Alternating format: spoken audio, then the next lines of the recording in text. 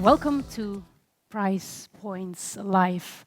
My name is Suyin Aerts. I'm delighted to be your host and moderator for this exclusive event organized by Omnia Retail.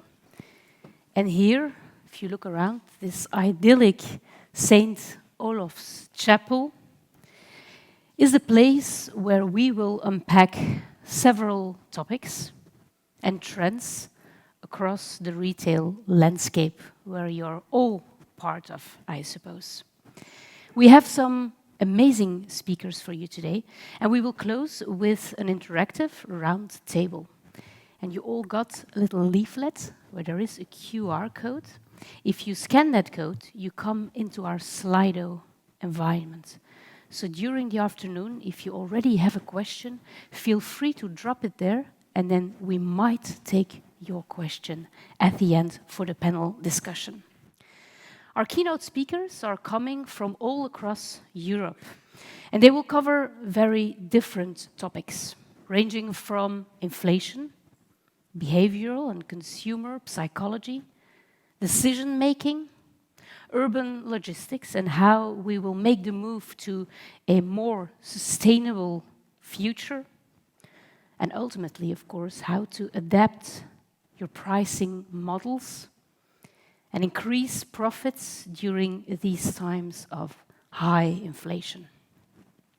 I suppose you all enjoyed the light lunch upon arrival, and I'd like to share with you that we have 2 breaks foreseen during the afternoon to grab another coffee, have a refreshment, and of course start networking with each other.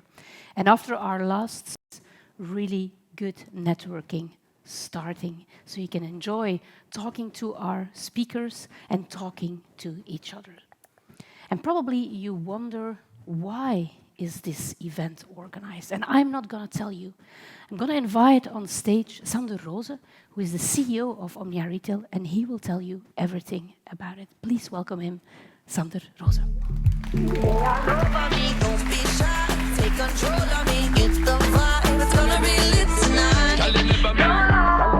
Also a warm welcome from my side.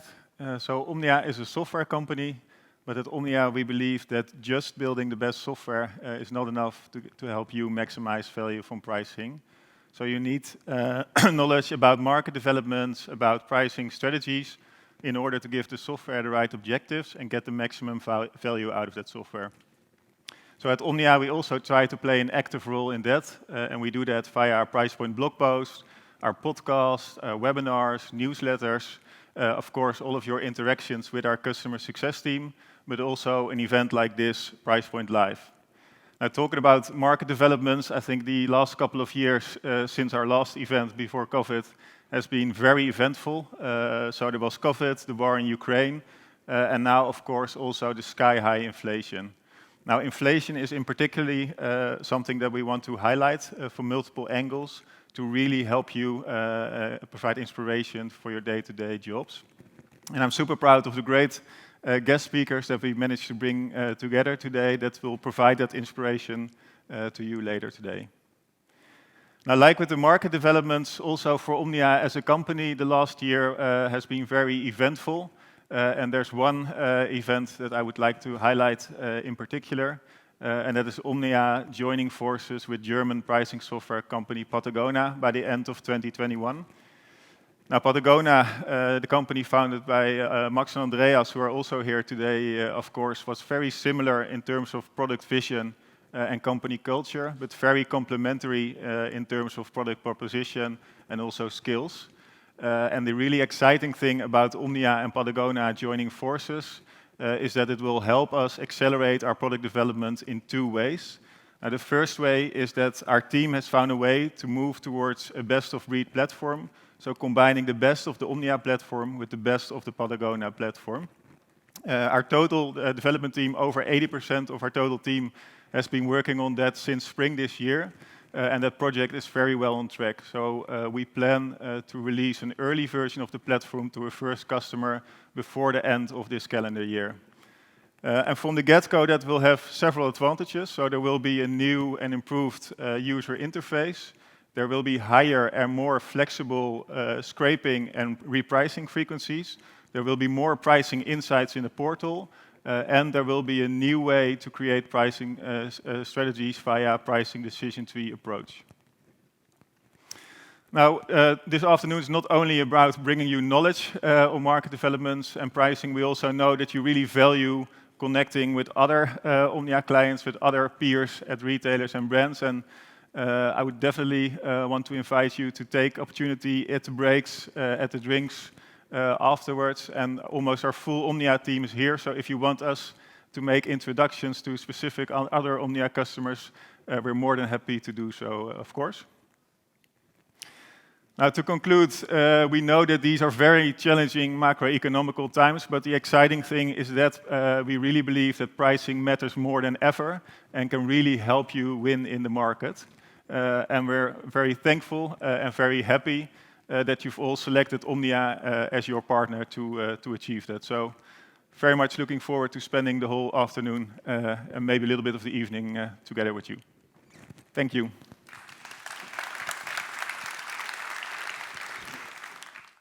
Thank you so much, Sander, and I will take the opportunity to directly introduce you to our first speaker. And that is Aline Schuiling, and she is a senior economist Eurozone at Group Economics of ABN AMRO Bank. And previously, she was working in the economic research departments at Rabobank, Meers Piersman, and also at Fortis Bank in the Netherlands. She studied economics here in the university in Amsterdam, and she specialized in monetary economics and international economic relations. And she will take us on the road of inflation. And I suppose we all know that in a market economy, prices for goods and for services can, of course, always change. Some prices will rise and others will fall. And inflation occurs when suddenly there is a broad increase in the prices of both goods and services, and not just of individual items. So meaning that if you spend €1 today, it will not be the same euro you spent yesterday. So the currency will change over time. But I'm not going to explain you how it really works and what the actual inflation situation is here in Europe, but also in the rest of the world. We are so lucky to have Aline with us to tell us all about it. Please welcome her, Aline. Hello.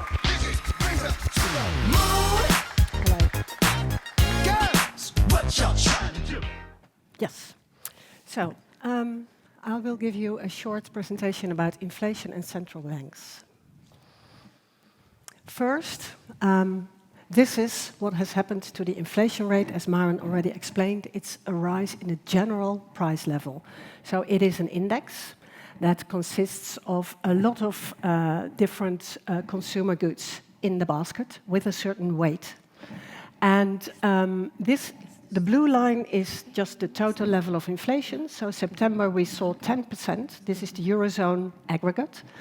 So this is the level compared to the index a year ago. So that is very important to remember. Inflation, you always compare the current price level to that of a year ago.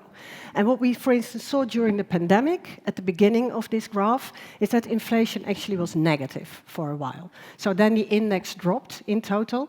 So actually already automatically a year later, inflation starts to accelerate because the price level starts to rise and you compare it to a very low level a year earlier. What has happened since actually the start of this year or the mid of last year is that particularly food and energy price inflation has risen a lot. This is their contribution to the total inflation rate. So for instance, energy, that's the yellow bar, the energy prices in total now are 40% higher than a year ago. They have a weight of about 11% in the consumption basket. So their contribution to total inflation is more than 4 percentage points. The food and energy prices tend to be largely determined on global commodity markets. So it's out of reach of central banks. Central banks can fix domestic interest rates, and they can have some impact on the domestic economy. But that part, food and energy, is largely driven by global commodity markets. Indeed, the war in Ukraine. Ukraine is a big global supplier of agricultural products. That's the food prices, and of course the whole problem with gas from Russia, which is the energy price inflation. So those are shocks that will stay in the inflation rate for at least a year, because you continue to compare to the level of a year ago. So this is how inflation works. Central banks can actually try to have some impact on the services, that's the dark green, and the industrial goods price inflation. That's what central banks can have, particularly the services prices, because they are largely determined domestically. This is a longer history. The headline inflation rate, so that's the green one, which is at 10% now, and the core inflation rate, which excludes food and energy. So that is the part that central banks try to have some influence on. But what you see is that if the headline, we saw that also in the years before the big financial crisis in 2007 and 2008, the headline starts to rise, and then the core always rises a bit with the headline because of the high energy prices. So companies translate their own high energy costs into the price of their end product. And that is in services and in industry. So what you always see, and it's the same with food prices, if food prices, commodity prices rise a lot, restaurants and hotels translate those costs into their own prices, which is part of the services sector inflation. So there's always a link between the two. So if the green one rises, the yellow one rises as well. And then, as you can see in history, when the green one, the headline, drops much lower, the yellow one follows as well.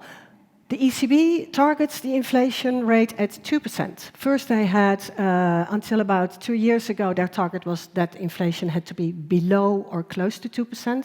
Now they have a symmetrical target. So it has to be a bit above or a bit below 2%. A bit above is also okay for the ECB.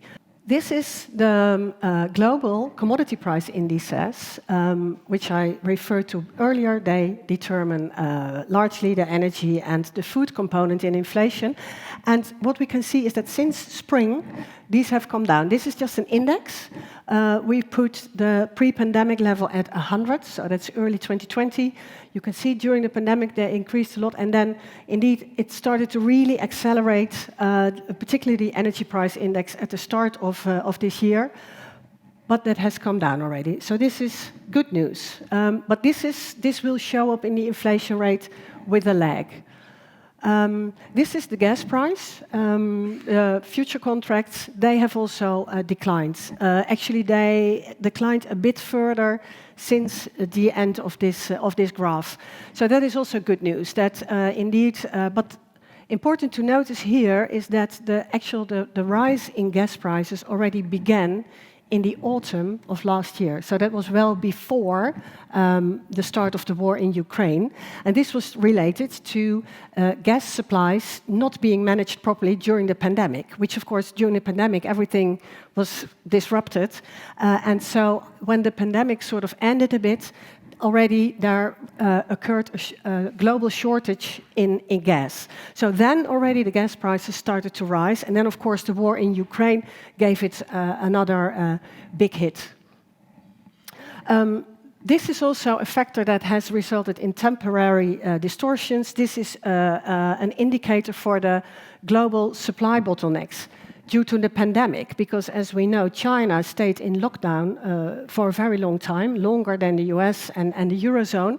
And this resulted in a lot of problems in supply chains, for instance, computer chips, but also other intermediate goods that come from China or other countries in Asia and go to the US and Europe to be used in the production of other industrial goods. And these shortages, of course, have also created price pressures in global industrial goods. But here as well, these supply bottlenecks have come down a lot. So that situation has also improved. And part of this, why it has improved, is also that global demand for industrial goods has slowed down. So it's a combination of the mismatch between supply and demand, and that mismatch has improved. So that also was very bad at the start of this year and contributed also to higher inflation.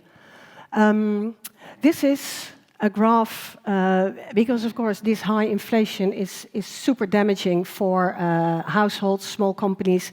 These energy bills, as I mentioned, energy prices 40% higher, 40, on average than a year ago, but in some countries it's much worse than in others in the Eurozone. So what governments are doing to protect households and businesses from these very super high energy bills. And these are huge amounts. For instance, Germany, this is, by the way, a maximum potential support, because the actual support depends on what the gas price will be in the end, because governments compensate part of the high gas price for households and companies, but actually the size of how much they have to pay depends on where the price will be, the market price. But this is what governments have put aside. They have reserved this to compensate households and businesses. And this is a lot. So let's say 5% of GDP, which is really a lot. And but this is what they have all announced to support the economy. France has a very high influence on its own energy market. And already in the autumn of last year, because I showed you that already in the autumn of last year, the gas prices started to really accelerate, so long before the war in Ukraine. And then France has already capped its electricity and gas price for households. And this is the difference between the inflation rates, Eurozone and France. France is about 6, Eurozone is 10.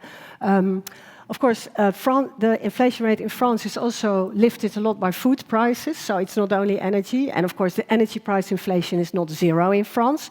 But just to show you how government intervention can help. But of course, in order to do that, it is necessary that the government has some influence on the energy market. In a lot of countries, for instance, the Netherlands, it's liberalized. So the government cannot just say to the energy company, hey, this is the price you can calculate. So then the support needs to go in a different way via income redistribution. But this is just to show you how big an impact it can have. Okay, on the left-hand side is the official policy rate of central banks. As I mentioned, the ECB has an inflation target of 2%. Fed is the same. So the Fed, the American central bank, that's the green one, already started hiking interest rates in March of this year. They have already hiked by 300 basis points.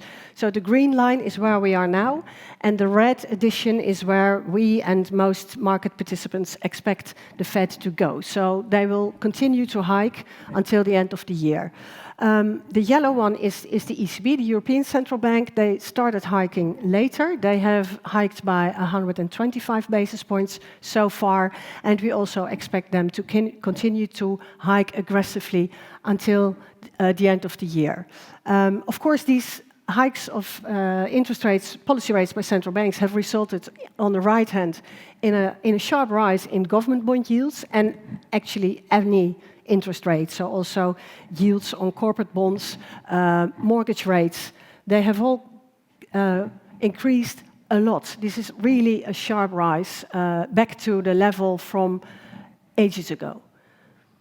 What does it mean for the economy? Because we see that central banks are hiking rates. We see that inflation is super high. This is the Eurozone wage growth, which is close to 2%. And the inflation rate 10. So this is a drop in real income, real household income. The governments, of course, will bridge some of this gap with the support measures that I showed you, but that will not be enough to completely bridge the gap. So real wages in the Eurozone are plummeting. They're very super negative at the moment. Consumer confidence is the green line, is total confidence, and the yellow one is the confidence that the consumer has in the labor market. It has come down a lot, particularly total confidence, which also reflects the propensity to buy big ticket items, is really low. So this is how the consumer observe the current crisis and what they think it will mean for their own financial situation and also for their position on the labor market. These are bank lending conditions. It's not the interest rate, but it's things like collateral, the maturity of a loan, all sorts of other conditions surrounding a bank loan. And banks have tightened these lending conditions. So it is even besides, so let alone the level of the interest rate, all other lending criteria have tightened. Banks have become much more careful in giving loans to companies. And of course, as you see, that has happened during the financial crisis. The Eurozone crisis is 2012 and 13, and now again, also at the beginning of the pandemic. And this, of course, is the high level of uncertainty that is surrounding the economy at the moment. This is a leading indicator for GDP growth. The green bar is GDP quarter over quarter, so the current quarter compared to the previous one. Growth has been very strong in the Eurozone since the end of the pandemic, so we have had a lot of quarters with super high growth. Also during the pandemic it was super low. I cut off the axis because otherwise the whole graph becomes very flat. But as you can see, the normal relationship between growth and this leading indicator, the composite PMI, is still very much working. And we are now in a level that is consistent with a contraction in GDP. So this tells us that actually the Eurozone economy has already entered a recession in the third quarter with GDP contracting. So we think this is just an index, so we can compare the US, the Eurozone, and the UK GDP. The forecasts, as you can see, we expect the yellow line, the Eurozone, to decline for 3 quarters, so starting Q3 and then Q4, Q1 as well. The UK, probably also a rather steep recession. And in the US, it will be more shallow. The US economy will probably be stronger and contract only modestly, with only a modest rise in unemployment. And we expect unemployment in the Eurozone to rise a bit more. One important difference between the US and the Eurozone is that this is the level of private consumption. Pre-pandemic is 100. So what you can see is that in the second quarter of this year, the volume of private consumption in the Eurozone, so that's just the volume of goods, still was a bit below the pre-pandemic level. So it has contracted much more during the pandemic. Actually, we've had 2 waves of lockdowns, and it has not recovered as sharply as in the US. And in the US, and this to a large extent is still the legacy of previous President Trump, who handed out a lot of money in March 2020 at the start of the pandemic. And it was just basically what he gave to people was, we call it helicopter money. Everyone, independent of your status, your income, whether you were retired, old, young, everybody got a lot of money in the US. So they all spent it on goods and services. So in the US, the story behind inflation also is different than in the Eurozone. In the Eurozone, it comes very much from the commodity markets, from food and energy. First the pandemic, then the crisis in the Ukraine, the supply chain bottlenecks. But the domestic driver of inflation in the Eurozone is much more moderate than in the US. So this is also why the Fed has hiked interest rates already much more aggressively than the ECB. Very important for the Eurozone, as I mentioned, the central bank has a 2% inflation target, but that's a target for the medium term. It's not now. So what they try to prevent is that the current high level of inflation translates into domestic high price pressure, for instance, high wage growth. And that's what the central bank is really afraid of. So, well, if you look at this is the survey of professional forecasters. The ECB organizes it itself. It's super important for the central bank. Inflation next year, that's the green one, is still a bit below 4. This is the survey from the second quarter. The third quarter will be published 2 weeks from now. And I'm quite convinced that the green will then go to, let's say, 4.5, 5. So that's the forecast for next year. Yeah. But then the forecast for 2 years ahead, so that's 2024, and even for 5 years ahead, is much lower and actually still quite super close to the ECB target of a symmetrical 2%. So this is very important for the ECB, that these longer-term inflation expectations, because that, of course, is what translates into all sorts of price-setting behavior, that this stays anchored at around its target. That is why the ECB is so aggressive and actually helps to push the Eurozone economy into recession by aggressively hiking rates, because they want to anchor the inflation expectations at around 2%. So this is, it's surrounded by a lot of uncertainty, as you can understand, but this is how we now, or how I think inflation will develop. So it will stay quite high. It's probably quite close to the peak now at around 10. But indeed, at the start of next year, it will still be around 6. But that is because you always keep comparing to the level, the price level of a year ago. So it is, in itself, it's sticky. But then, when you start comparing to the price level of a year ago, you go down. And this assumes, actually, that the energy prices stay very close to their current level. Because what you could also see in the past is when you have had a shock to the energy market, after a while, energy prices start falling, and then your inflation rate can actually become negative, as we saw in the long history of that inflation graph. So now I think that actually by the end of next year, we could already be around 2% again, and that is because, the economic outlook is really deteriorating, and that will suppress the underlying inflationary pressures in the Eurozone. And that brings me to the end. Are there questions? I do have a question. I do have a question for you, actually. You were talking about the fact that, of course, the ECB is hiking the interest rates. I wonder, in case we are helping households and we are helping companies by giving them money for the high costs of energy, do you think that the hiking of the interests will even go higher? That is a risk. We've seen that, for instance, in the past couple of weeks. I don't know if you're aware of that, the situation in the UK. What happened over there is that the government actually wanted to implement a tax cut, a general tax cut. So not support for households to compensate for the energy bill, but just a general tax cut. And financial markets reacted super negative. They had really a drop in pound sterling and a very sharp rise in interest rates, because indeed immediately that's how financial markets indeed think, that if governments overcompensate and actually add fuel to the high inflation rate, the central bank will have to do more. So it's super important the way these support measures are organized. And they have to be, and I've looked at the detailed plans for Germany and for the Netherlands, and they are really focused on only compensating households for the very high energy bill, but not adding extra strength to inflation. Because indeed, what happened in the UK was actually a very nice example of how balanced things now are, how dangerous it's a very tight rope that's walked by governments and central banks.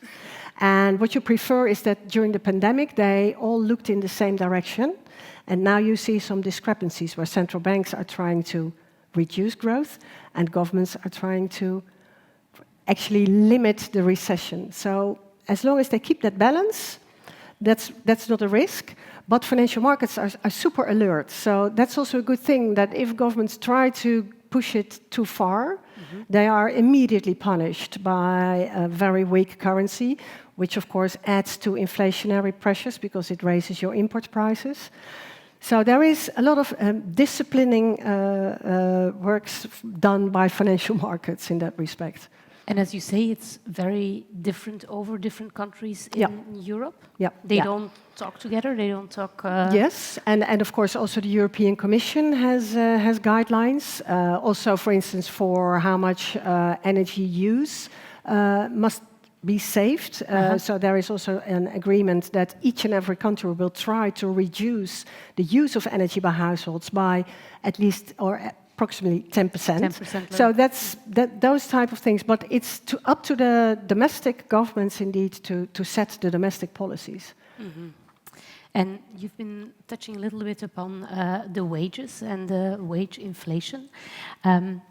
Can we indeed expect the wages to rise, as they say, for about 8% next year? No, that's the fear, of course. Inflation on average will be probably about 8% this year. And a lot of comparisons have been made to the 1970s, when we also had a period of very high inflation and therefore very high wage growth. And then it becomes self-inflating and it continues. But a big difference is that back then, wages were usually indexed to inflation. So you had an automatic rise in wages. That has completely disappeared. So only the minimum wage is adjusted for inflation in some countries, but not overall wages. And of course, in wage negotiations, the ECB has done very interesting research, and that is that most of if inflation is being discussed at all during wage negotiations, it's always forward-looking. So that's what matters. Like, what do you expect next year? And so basically, what happened this year, the 8%, is a one-off loss that is compensated by governments to a large extent. And then you look at what's happening to the economy, what's happening to the labor market. We think unemployment will rise. The economy has entered recession. So then wage demands automatically also go lower because companies also have high energy bills. And if on top of that you have a very high wage growth, there will be a lot of bankruptcies and unemployment will rise rapidly. So this is all part of wage setting negotiations everywhere. So you don't see very high wage demands at the moment, not to the extent that you think like, hey, this will really continue to raise inflation for a long time. So that is all expected to come down again. Okay, well, what you shared was very interesting to me. I hope also to all of you. And you will stay with us for the panel discussion later in the afternoon. And you will stay with us during the break. So in case you have a question, I think we can reach out to you. Thank you so much. Give her an applause. You're welcome.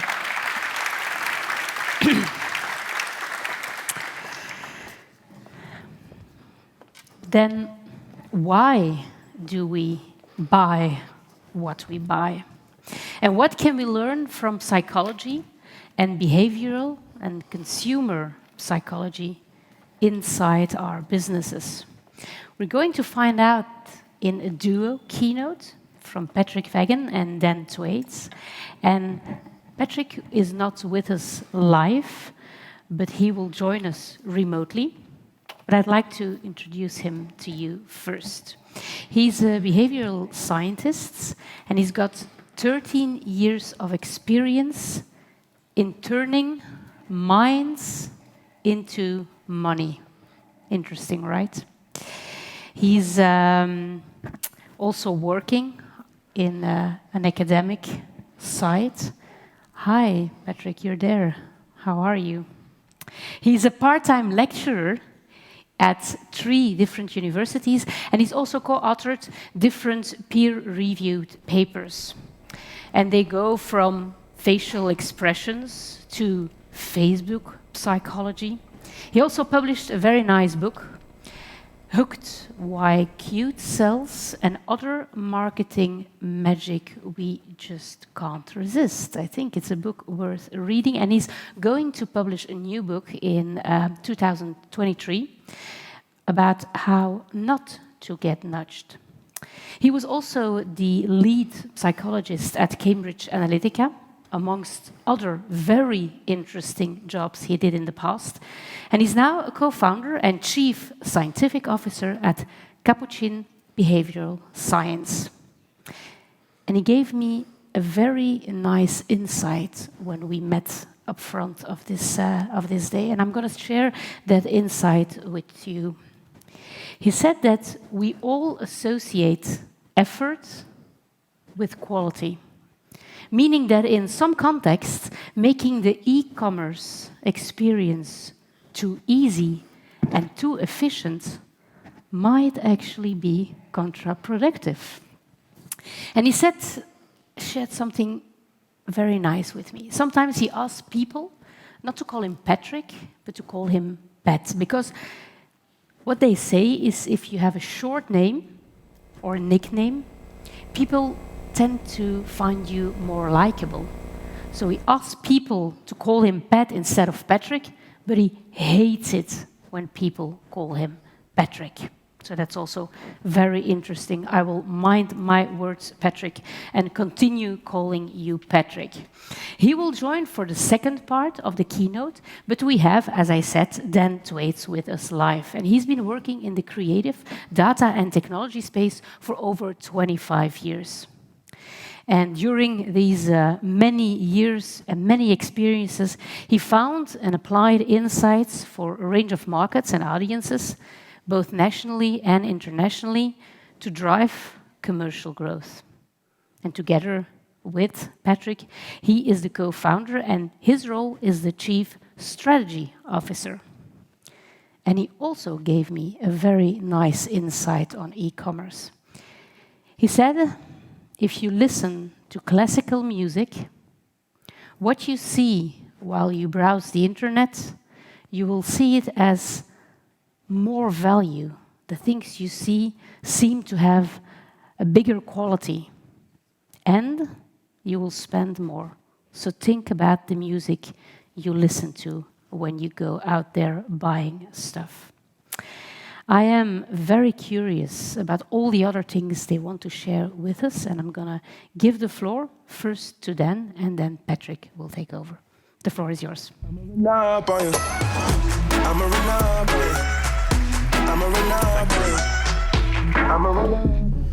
Thank you. Hello. I'm Dan, one of the co-founders of Capuchin. It's really nice to be here, like in person, not on a Zoom, even if that does mean I can't get away with tracksuit bottoms for the talk.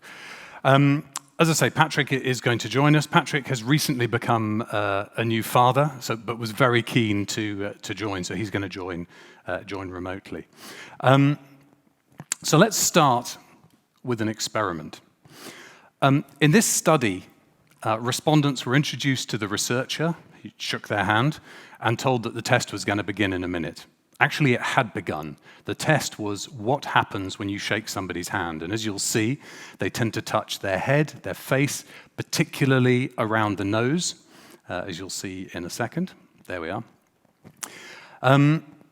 Any ideas why that is? Yeah. Right here, you can see this is actually an air detector, detecting movement of air. And what they're doing is sniffing their hand.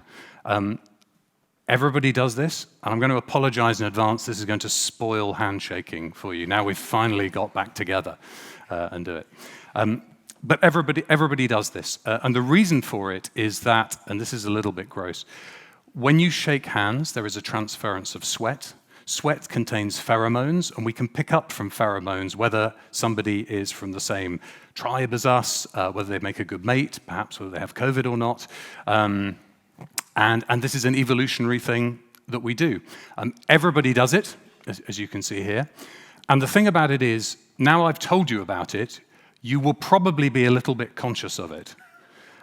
But what will happen is when you're distracted by other things, and it can be tiny things, you'll forget about it and you will go back to doing it.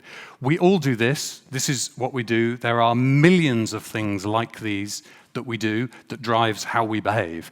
And that's what we do as a business. So we show you how to practically apply insights like that to drive commercial results. So if you like, what we do is we connect the commercial result that you're trying to get to with the minds that you need to influence in order to do that. And we do that by combining psychology and data to show you the real motivations of your audiences.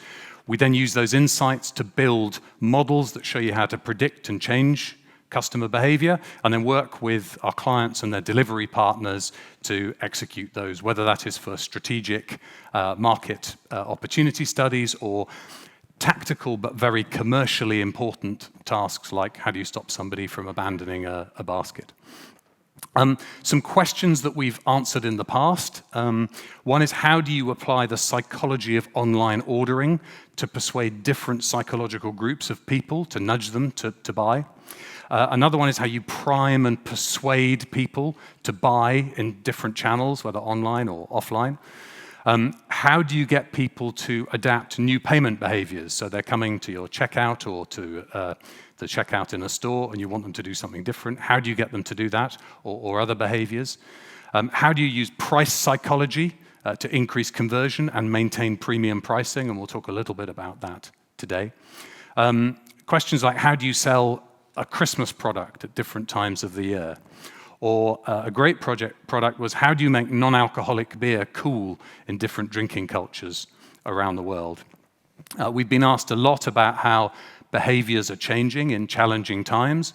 Historically, that's been about COVID and how people respond as we come out of COVID, but increasingly it is around, okay, well, how will people respond to a turbulent, scary environment, and hence the talk today.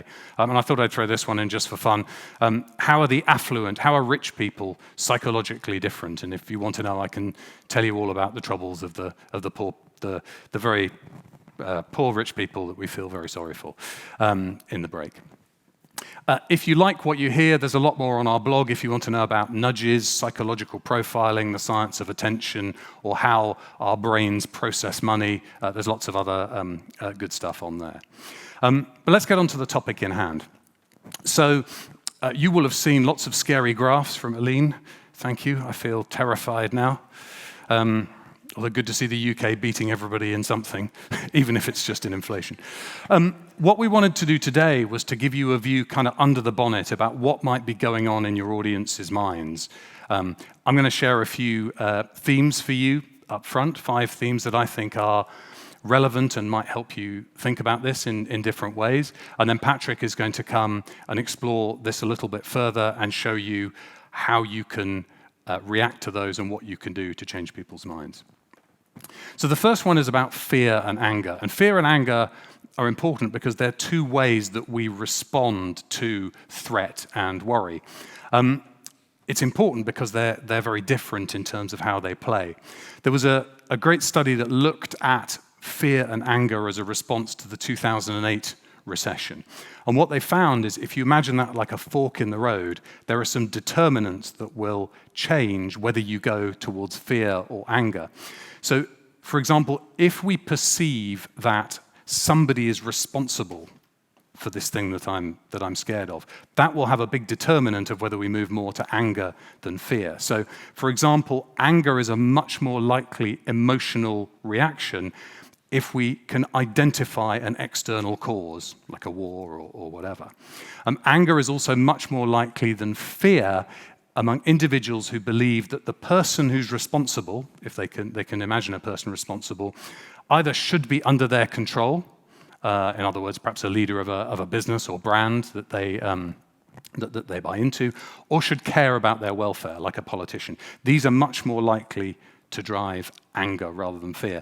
And this is important because those mindsets are very different, and how you influence those mindsets is very different. So fear makes us much more risk-averse, and it also makes us very vigilant. So if you think about us as cavemen avoiding being eaten by an animal, we tend to avoid, our surveillance systems are up, we're looking for things to be scared about and avoiding those. Whereas anger changes it. Anger is about getting ready to address that threat directly and looking at previously learned routines. What have we done before that could help us deal with this problem? So much more what we call approach and distribution systems. Interestingly, some studies have shown that it's anger rather than fear, for example, that makes citizens protest and go on demonstrations. But how does fear play in the theatre of our minds? Well, mental imagery is a really important part of what determines that. And if you think of 2 examples, one is as children being scared of the monster in the closet, so an imaginary thing. The other is replaying previously traumatic events that we've gone through, which is a real thing. But what is interesting is how those fear stimulus can generalize, as psychologists say. In other words, how do they transfer from one to the other? So how does being scared of a real thing transfer to me being scared of an imaginary thing? And what this study found is that real and imagined images, mental images, are processed by the learning systems in very, very similar ways.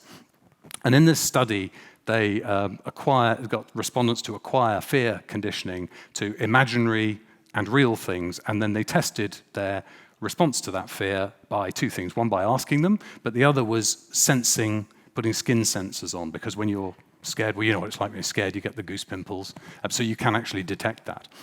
And what they found is that people can be conditioned to respond to imagined stimuli. So if you think of some of the graphs that Aline showed that we see on the news, and we start hearing that bad things might happen, it could be that actually just seeing a graph can start to trigger some of those fear signals, even though there's no rational connection necessarily for everybody between that. But I don't want to be completely miserable. There are seeds of some optimism here. There was a study on how millennials in particular behave during times of recession.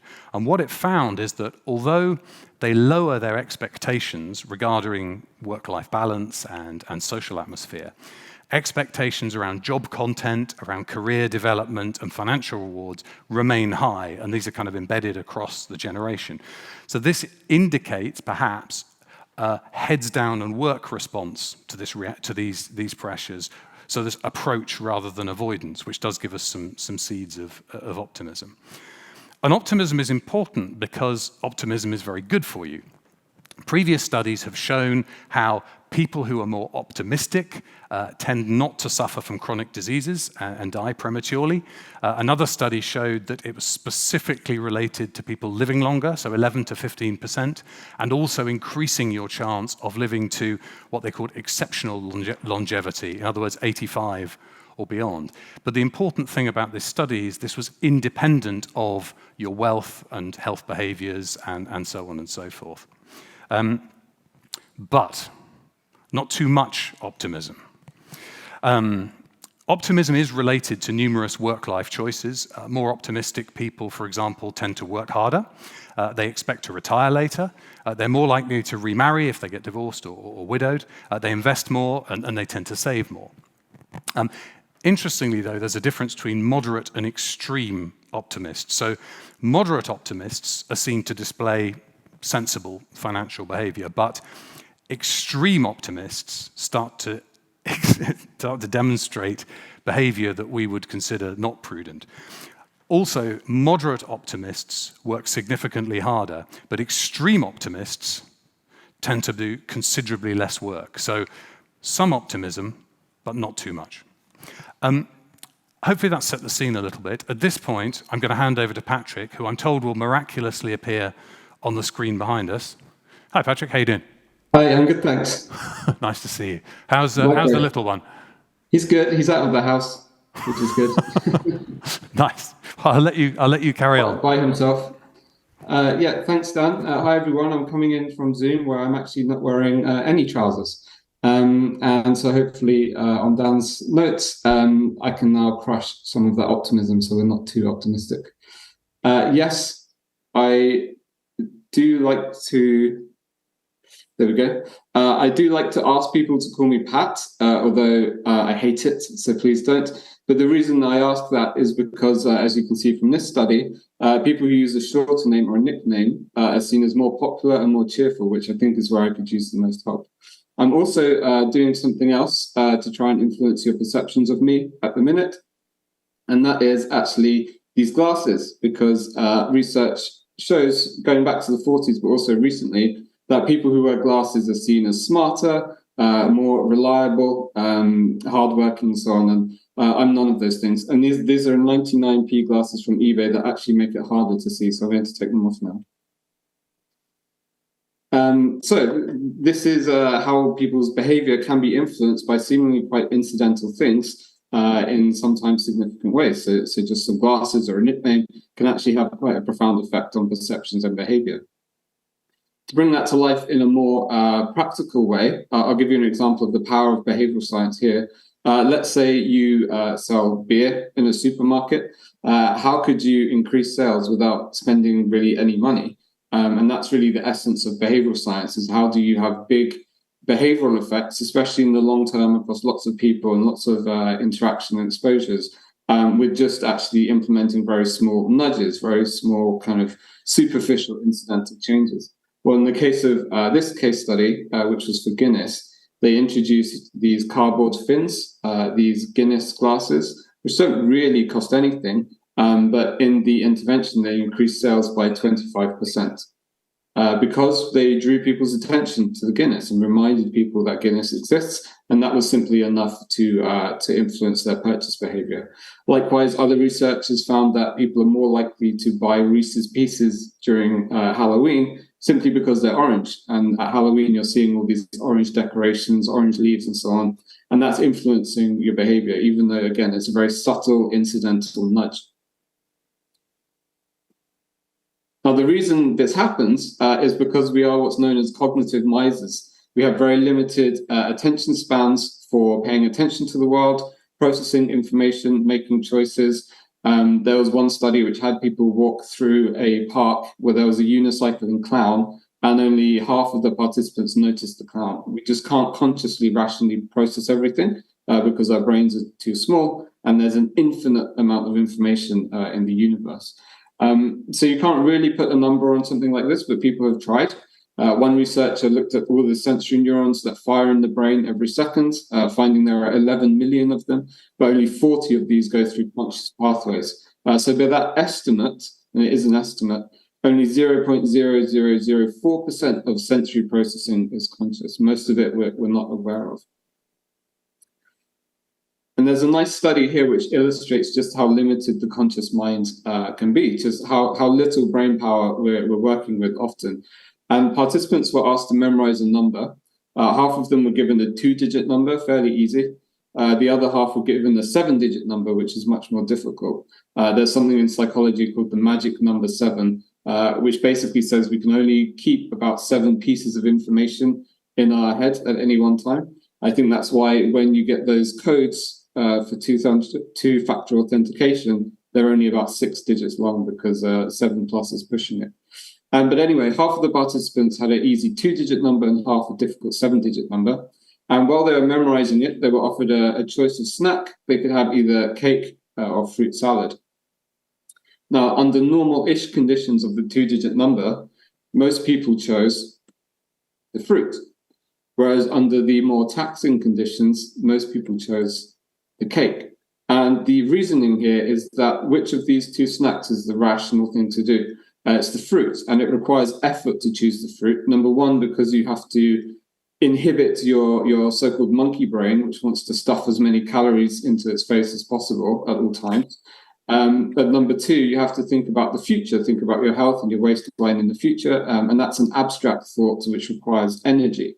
And so all it took was a 7-digit number to kind of max out the rational conscious brain, the working memory, and allow the emotional impulsive brain to take over and choose the cake. This, I believe, is why retailers like Primark in the UK sell sweets and trinkets by the checkout, because by the time you get there, you're usually stressed and tired and more likely to make an impulsive buy. So we're not dealing with a huge amount of conscious brain power here for making choices, and we can't process everything. But the issue is there's a huge amount of information out there. You know, stores have tens of thousands of stock keeping units, for example, and there's almost infinite information and choice on the internet, of course. So with our limited brains, how do we deal with all this choice? The answer is something called heuristics, which are essentially subconscious rules of thumb or shortcuts which allow us to navigate the world on autopilot. For example, if a restaurant is very busy, you assume it must be good, and so you're more likely to visit. And so the heuristic there is busy equals good, and you don't have to think about that rationally at all. To give you 3 examples of heuristics, there is, for example, value perceptions, where people will pay more money for a beer when it's in a fancy hotel compared to a rundown store. So their perception of the product's value has changed purely based on the context and the presentation, even though the beer is the same in both cases. Another study found people would pay more for a brownie when it came on a plate compared to a napkin, even though the brownie was the same in both cases. So the upshot here is that you can get people to be more likely to buy or spend more money just by changing contextual framing factors. Representativeness is about if something looks like a duck and walks like a duck and quacks like a duck, it's probably a duck. And there's a really interesting study on that here, where they had people rate packets of either cookies or rice cakes. And on the front of the packet, there was a picture of the product, so either a picture of cookies or of rice cakes. And what they looked at was the effect of the location of the product on the packaging. Now, products in the bottom right are perceived as heavier because, number one, gravity. So if something's located in the bottom of the field, we assume it's heavy because obviously heavy things sink. But number two, on the right, because of the pivot effect. So in the West, at least, we read from left to right, and pivots say that the further you go out, the more kind of gravitational pull there is on the lever. So things in the bottom right are perceived as heavier, things in the top left are perceived as lighter. And for that reason, for products where you want it to be heavy, so cookies, having it in the bottom right resulted in higher evaluation. Whereas for products that you want to be light, like rice cakes, having it in the top left was the way to go. A final example is priming, where our perceptions and behaviors are influenced by incidental cues. In this case, people spent more money on wine when the store was playing classical music compared to pop music, because classical music puts you in mind of sophistication and so on. Now, interestingly, these heuristics apply even for things where you think people would be rational, such as pensions, organ donation, even doctors are influenced by a whole host of biases, as we all are, and of course, money and the economy. For example, the chart on the left there is showing that there's a correlation between stock market performance and public sentiment as measured on Twitter. So the happier people are generally, the better the stock market does, and vice versa. The study on the right is a favorite of mine as an illustration of what's known as the ostrich effect, where if there's something people don't want to know, they just won't look at it because it's painful to hear bad news. What the data is showing is that the worse the stock market performs, the fewer logins there were on this investment app. So when the stock market is doing poorly, people stick their head in the sand and they don't want to look at it, even though that's kind of irrational, because when things are going badly, you probably should take action.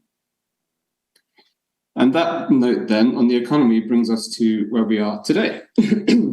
And so things aren't great, as you don't need me to tell you. But what's interesting, and perhaps as a note of optimism for two reasons, is that we've been here before, and there's some scholars and researchers and even data scientists who suggest that we kind of go through a cycle every generation, so every 80 to 100 years-ish. It's a kind of cycle of death and rebirth, socially and economically. So 80 to 100 years ago, obviously, I don't need to tell you what happened in Europe. And so the theory goes that we're kind of going through a similar thing now in terms of, pestilence, famine and war, more or less. But there's data to back this up. And the 2 points of optimism are, number one, it won't last forever, which is good. But number two, if this has happened before, then there must be lessons learned as to what will happen and how to survive, really, as a business. So on that note, we can look at past research, psychological research, and we can make some educated guesses as to how to engage people during these times based on what's happening psychologically. So here are 6 principles based on research. The first is status. So when people feel kind of scared and uncertain, they want to cling on to something solid and secure. And they also are worried about their status in the world. And so they want to kind of improve it and improve their status. So there's a study here, which is titled "He Who Dies with the Most Toys Win." He who dies with the most toys wins, where they found that purchase intention for Rolex was statistically significantly higher when mortality was made salient. So that should say mortality, not morality. When people were made to think about death, they were more likely to buy a status-related product like a Rolex, because it gave that sense of self-esteem and something, some heritage to kind of cling on to.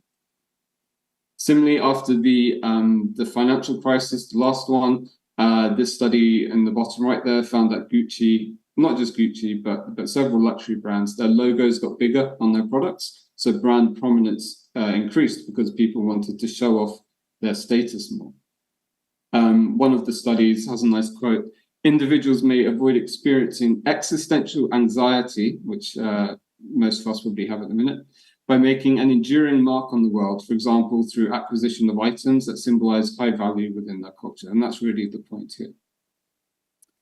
Related to this is something you may have heard of called the lipstick effect, where during times of recession, during economic tough times, sales of lipstick increase, and so too do other attractiveness-related products. And this paper here showed that through a whole range of experiments, not just looking at sales data during recessions, but also running experiments. When people are made to think about recession, they are more likely to buy luxury or attractiveness products. And there may be an evolutionary reason for that. When times are tough economically, there may be this kind of hardwired urge to compete for a mate who has resources. That's what some of these researchers suggest. But recently, CNN reported that sales of mascara increased by 150% during lockdown. Sales of actual lipstick decreased because people were wearing face masks, but still the point holds that people were spending more on attractiveness-related products. And of course, related to this is luxury, which is both a status product and an attractiveness increasing product. Watches of Switzerland have been doing well. Luxury yacht makers have been doing well. And there's even something called the Rhett Butler effect, which alludes to the fact that luxury products increase in sales during tough times, potentially for the psychological reasons that we've discussed, but maybe also for practical reasons, because they have higher margins, so they can withstand more kind of fluctuations in the market. We also tend to see stockpiling behavior. So a study of COVID-19 behavior found that people stockpiled approximately 6 items, and toilet paper was the item most commonly procured. There's some interesting psychoanalysis there. Essentially, there's a theory that we're all dying. I mean, that's not a theory, it's true. But we deal with the fact that we're all dying psychologically in certain ways, because it's an uncomfortable thing to face your mortality. But in particular, the first time that a human is aware of this is in potty training, because that's when you become aware that your body does something beyond your control, and that you kind of have this decay coming up with your body.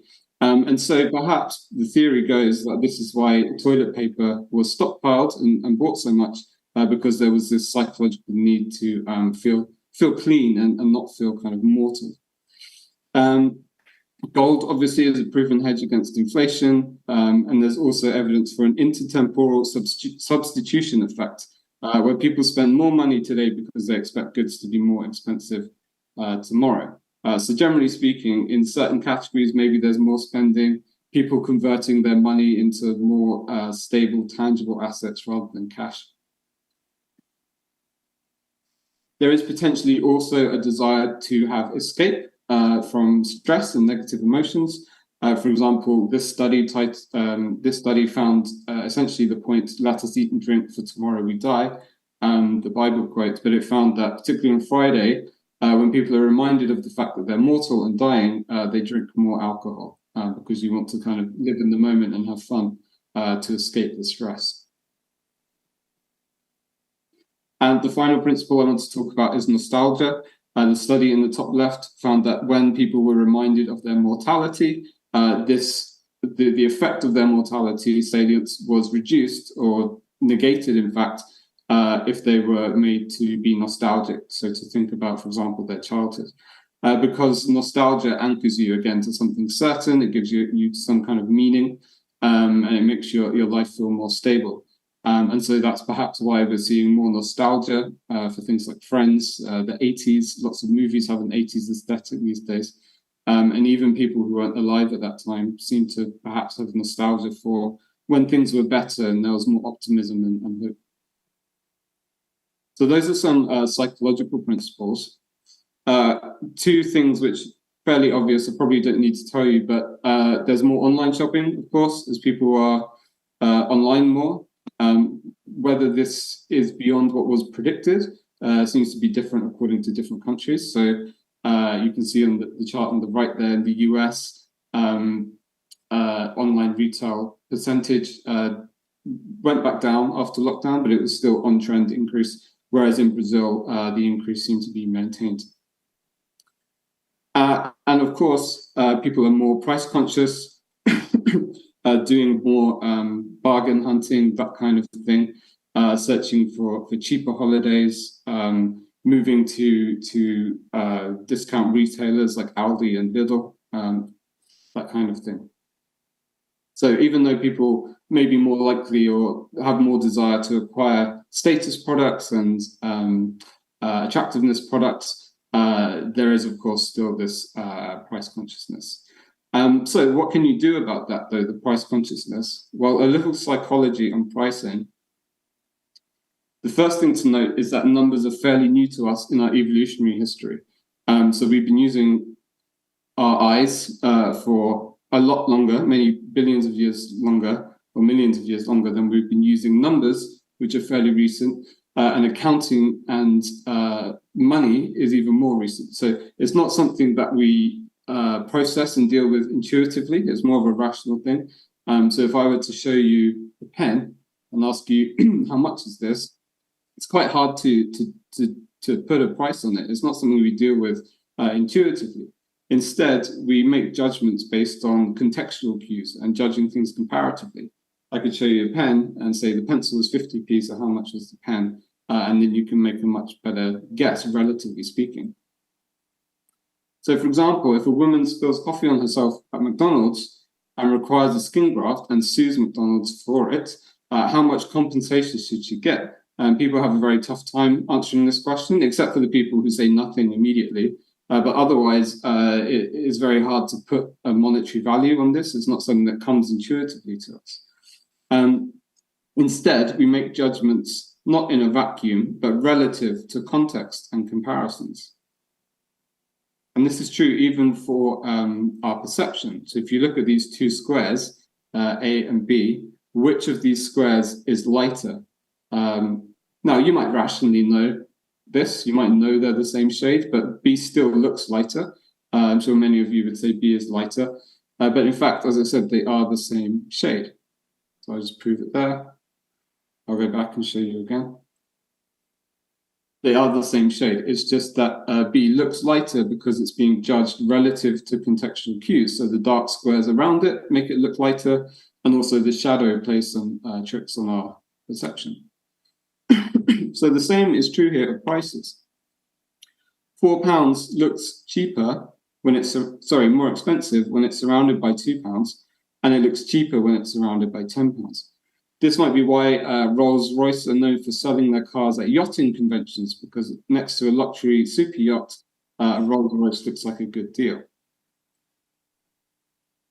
So going back to this lady who spilled coffee on herself, she asked for about $3 million, which is obviously a lot.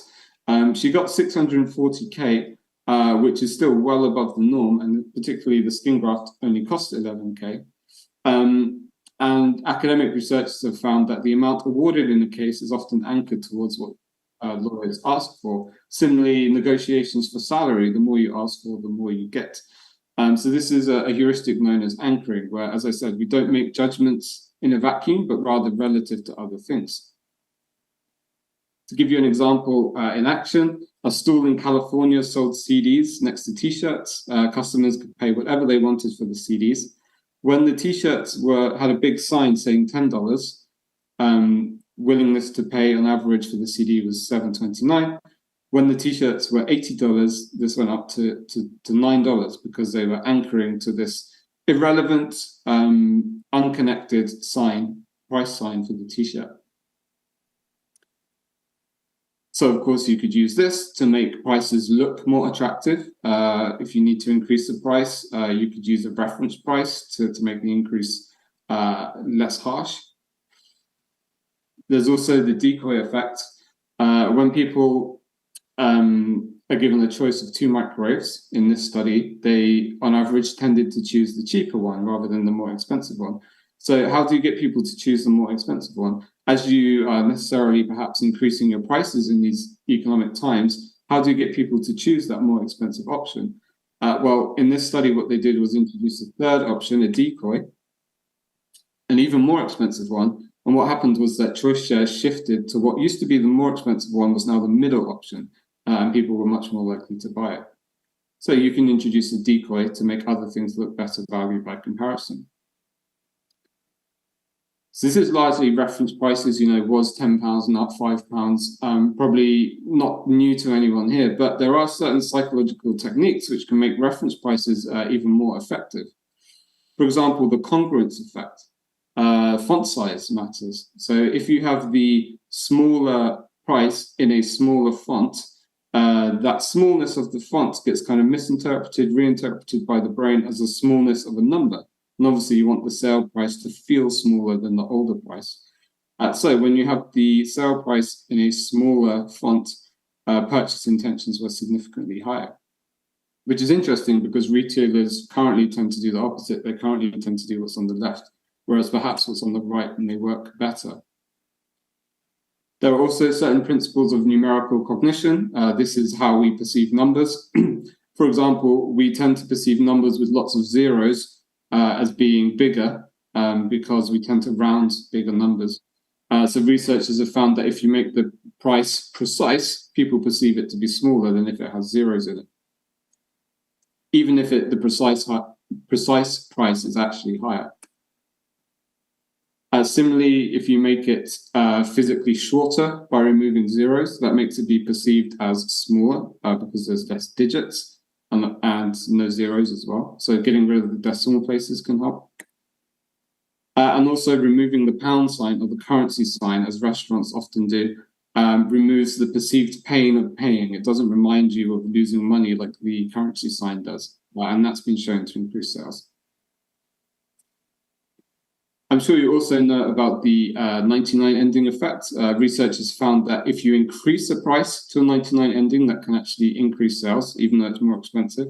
And there's a few theories as to why that is. One is that for whatever reason, we've been conditioned to associate 99 endings with discounts, so they assume it must be a deal. Another is anchoring, where we read from left to right, so we tend to anchor to the first digit. So £3.99, you're anchoring to 3, whereas £4, you're anchoring to 4. So even though it's just 1 penny difference, it feels a lot less.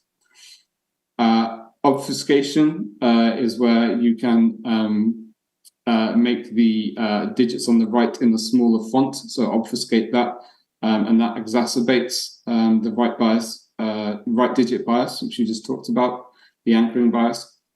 And finally, phonemes are interesting. This idea that certain noises that we make are associated with largeness or smallness. So kind of sharp, high-pitched noises, think like teeny tiny, are associated with smallness. And 99 obviously sounds quite similar to teeny tiny. It uses those small phonemes, so perhaps that causes people to perceive a price to be smaller. Putting a price on a yellow label also, research has shown results in better value perceptions, at least in the UK. Maybe it's different in other countries, but people associate yellow with discounts.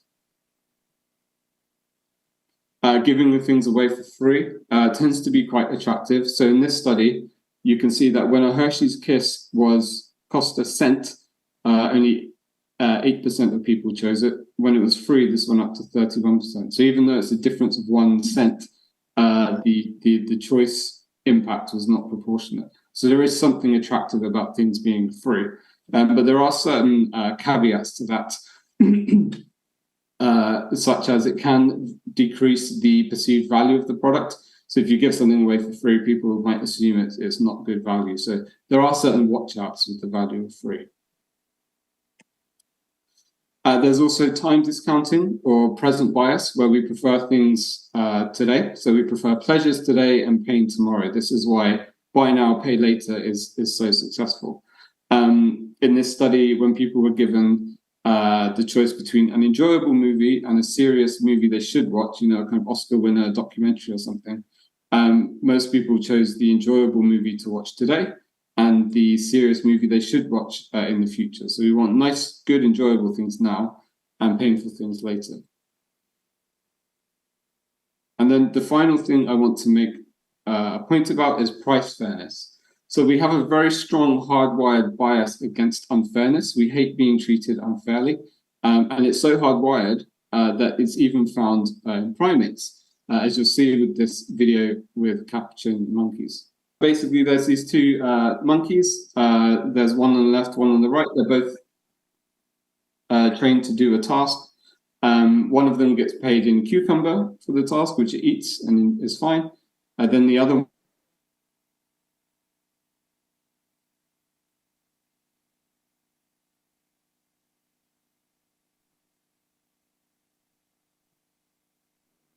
is so angry because we don't like being treated unfairly. So when prices increase, people tend to assume it's unfair. They tend to assume there's a profit-seeking motive. They tend to assume bad intentions. But there are certain things that can be done to negate that. So price transparency, for example, laying out the components of the cost, this much for labor, this much for materials, this much for profit, being transparent, using placebic information. Is the monkey who gets so using placebic information, like saying the price has gone up because ... doesn't really matter what the because is, but just its presence there makes it more acceptable. Particularly if the reasons the price has gone up, such as inflation, are beyond the seller's control, people are more likely to accept the price increase. So it's basically about being transparent and explaining. The one on the left is the monkey who gets cucumber. The one on the right is the one who gets grapes. The one who gets cucumber, note that the first piece of cucumber is perfectly fine. The first piece she eats. Then she sees the other one getting grape, and you will see what happens. So she gives a rock to us, that's the task. And we give her a piece of cucumber, and she eats it. The other one needs to give a rock to us. And that's what she does. And she gets a grape. And she eats it. The other one sees that. She gives a rock to us now, gets again cucumber.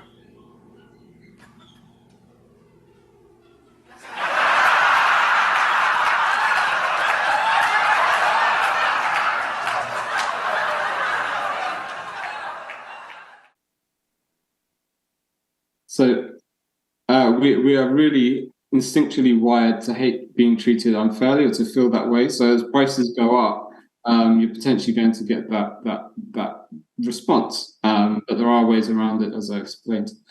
And then finally, in terms of promotion, one really interesting point is that promotions often work because of salience rather than the value of the discount itself. So it's just because the sign, the signage, the display, whatever it is, draws people's attention to the product.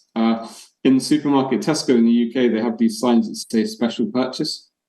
Doesn't actually mean anything, but people see it and they assume it must be a good deal, so they're more likely to buy it. So when you're thinking about promotions, just bear in mind it's not really actually so much about the price sometimes as it is about drawing people's attention to the product. So in conclusion, 3 points. One is, in these tough times, provide a route to status and control, products that connect people to heritage and feelings of certainty, able to boost their self-esteem and status and so on. Secondly, give people good vibes, give them escape from their worries, nostalgia, that kind of thing. And finally, use the price psychology techniques to nudge perceptions of good value without necessarily decreasing the price or maintaining sales while increasing the price, but using those psychology techniques either way to influence value perceptions. Thank you.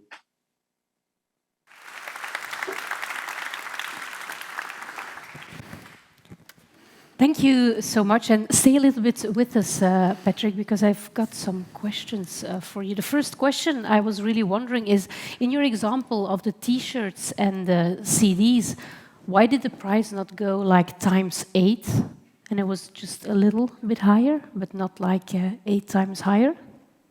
That's probably because people have internal reference prices, so people have experiences with CDs before. So they kind of remember how much a CD is kind of supposed to cost. So you are biasing it away from that. But there's kind of two anchors, I suppose, the $80, but also people's intuitive sense of what it should cost. Something else I wonder is why, if you have many people when they are buying on the internet, they for days or months compare prices to buy something at the cheapest price most of the time. And then when you ask them, like 2 months later, what the actual price was that they paid for something they were comparing for so long, they completely forget the price. Is there a reason why we tend to compare so long and then forget everything? Well, I think there's two things. One is that our memories are not very good, so people probably just do forget prices in general, as we forget many things.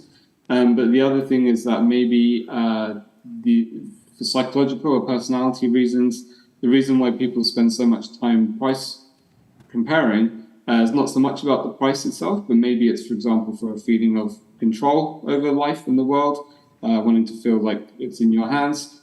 Some people like the thrill of hunting for a bargain, that kind of hunter-gatherer feeling that people get. There was one study, I don't know if it was peer-reviewed, but it said that finding a bargain produced the same brain response as cocaine or pornography.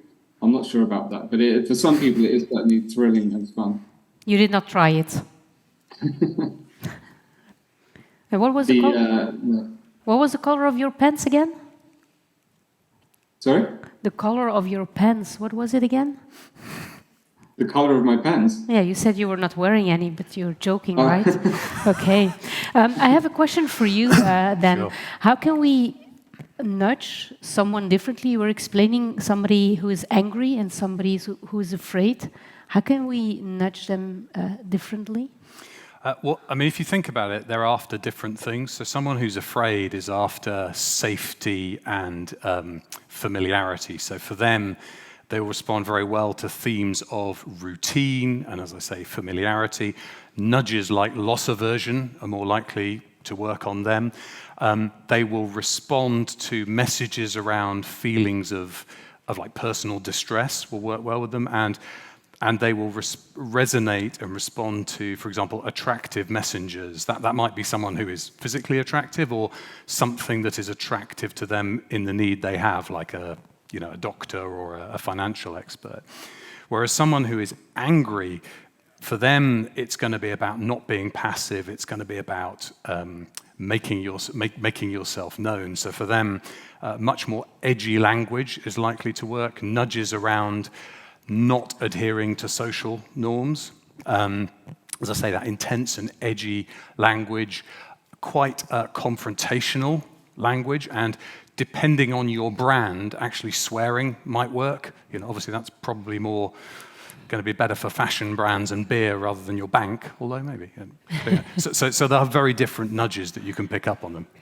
And would you then say if you sell something online, you would first need to try to figure out what the feeling of your potential customer is and then lead them to a certain way to attack them as the afraid buyer or the angry buyer? Yeah, there's different ways you can do that. I mean, you can profile your customer base. You might find that a customer base has a certain type of person. More likely, you can design ads that link to specific motivations. So you could come up with a fear nudging ad versus a anger nudging ad or search term or whatever, and then customize accordingly. And how can we use those nudges in an ethical way? Yeah, it's a good question. I know Patrick has a point on that. I think I'll just add something. There was an interesting study that showed if you tell people that you're going to nudge them, they actually respond more, because in certain areas, particularly like financial services, perhaps if you're thinking about your pension or if you're thinking about some things that you should buy but perhaps won't, they appreciate it. I think the other thing is probably around just being transparent about it. Don't you think, Patrick? Yeah, absolutely. It's all about autonomy. So giving people the power to know what's happening to them, being transparent, giving them the ability to opt out, listening to their concerns and so on. As Dan said, when you give people autonomy, you actually reduce what's called reactance. It's a bit like reverse psychology. When people feel that they have control, they're actually a bit more receptive to nudging, funny enough. And then also, there's things, be humble, bear in mind who nudges the nudges. We're all irrational. So just bear in mind there could be negative consequences of nudges, just bear all that in mind. And obviously be empathetic. Try not to use fear or shame or anything like that. Okay, well, thank you so much, Dan, for being with us here on stage, and thank you so much, Patrick, to be with us remotely. If I'm not mistaken, you will also stay with us this afternoon for the panel discussion. So if people have questions, I'd like to remind you, if you scan the QR code, you can drop your questions already in the Slido. So make them very difficult ones, please, those questions for our panel of all the speakers that we will still have on stage this afternoon. We will now take a short break of about half an hour. I would like to have you back in your seats, if possible, at 2:30. So enjoy a coffee or a refreshment and give Dan and Patrick a last applause.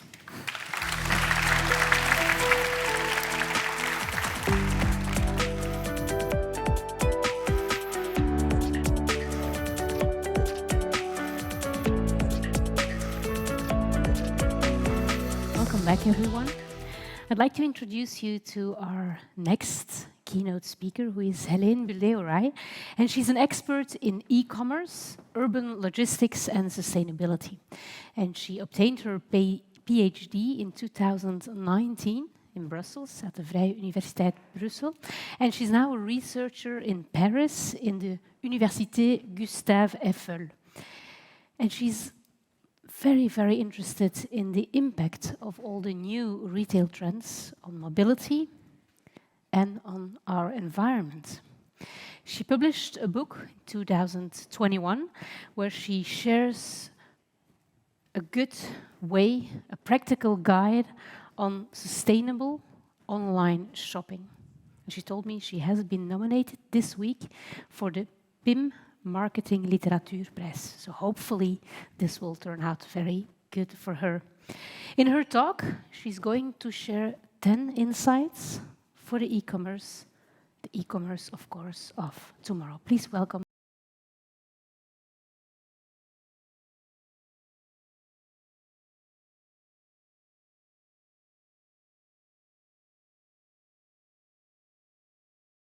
Hi, good afternoon, everybody. I'm delighted to be here. Thank you for the introduction. So my name is Aline Schuiling. I'm a researcher, originally from Belgium and living and working in France at the moment.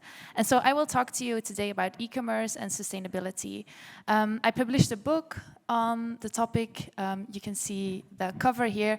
And so the goal of this book was really to summarize the learnings that I did during my PhD, to really grasp the size of the environmental impact of e-commerce, and also to give practical strategies for the industry moving forward. So this is what I will talk to you about today. Now, we know these are figures from Belgium, but they will get the message across, don't worry. We know that in 2010, the Belgian consumers received one parcel every 64 days. 10 years later, 2020, they received one parcel already in 12.5 days. So this was a parcel volume that went ×4. And we know that ever since, parcel volumes have not really come down. And when we look into the future, 2025, we expect that about 30 to 50% of the stuff that we buy as consumers will be bought online.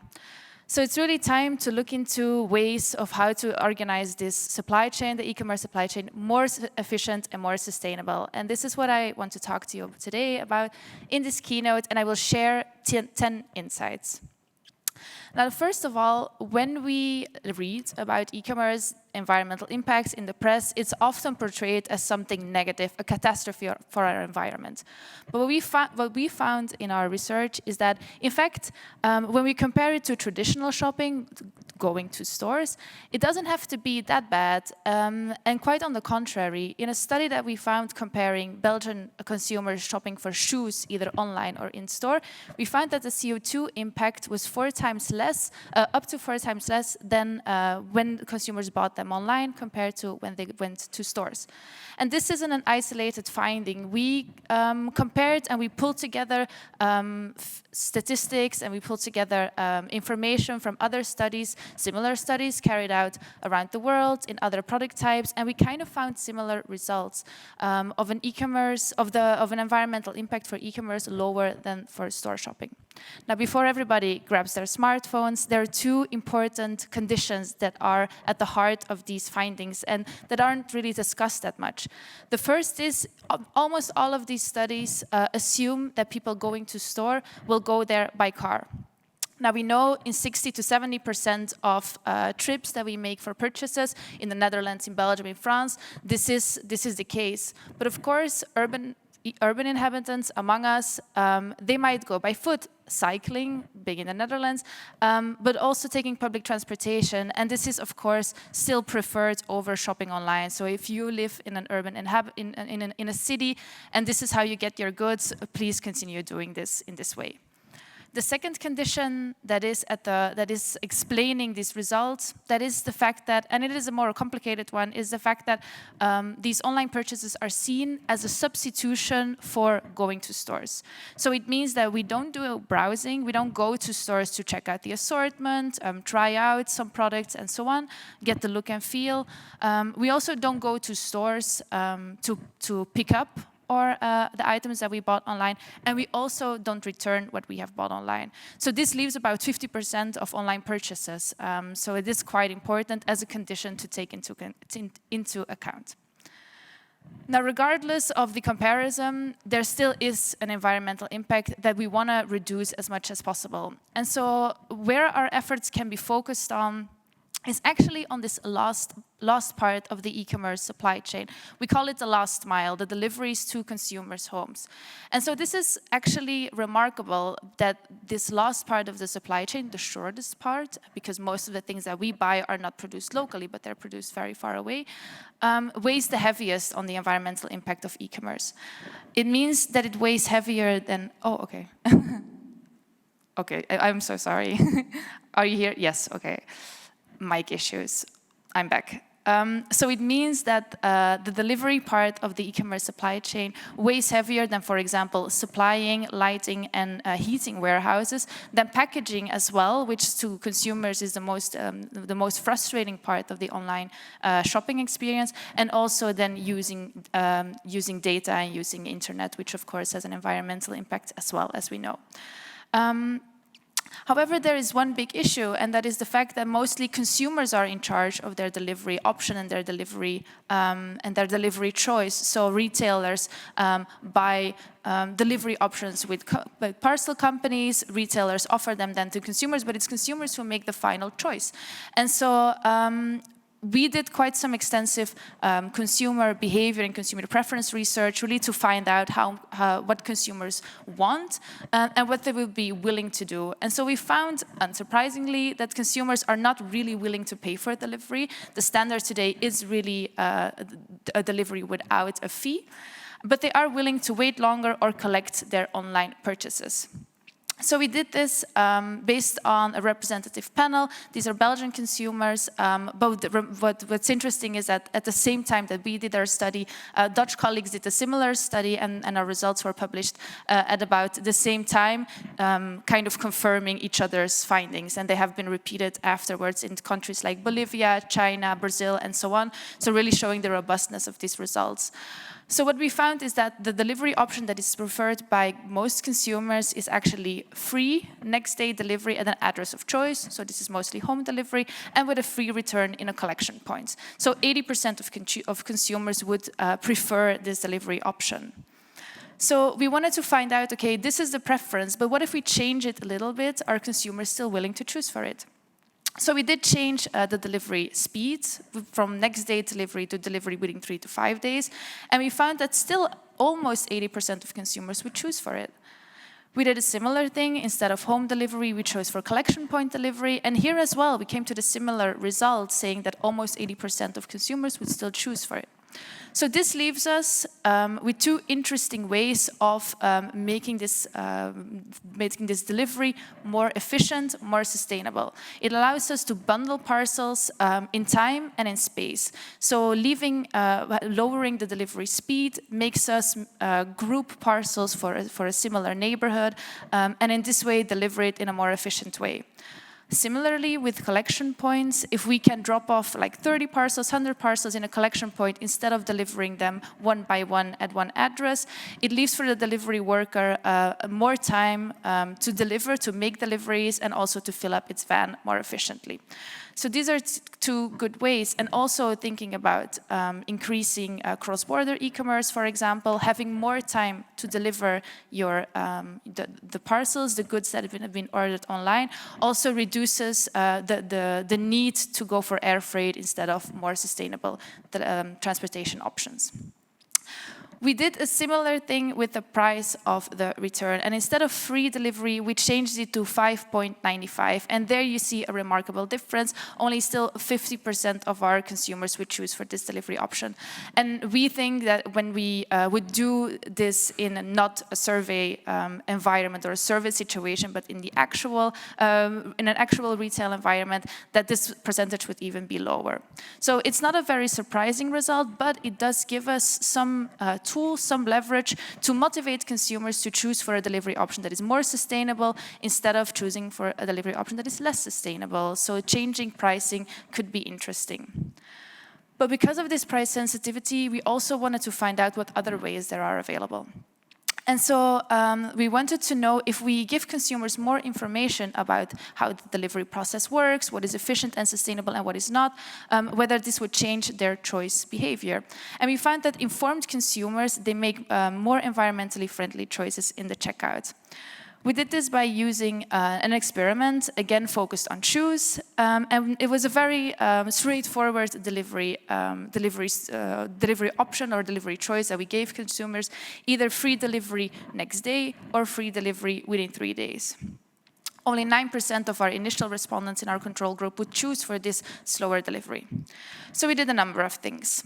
In the first experiment, we simply changed the choice architecture, as it's called. We just simply switched the two options, which had already an impact. 24% of our respondents chose for a slower delivery.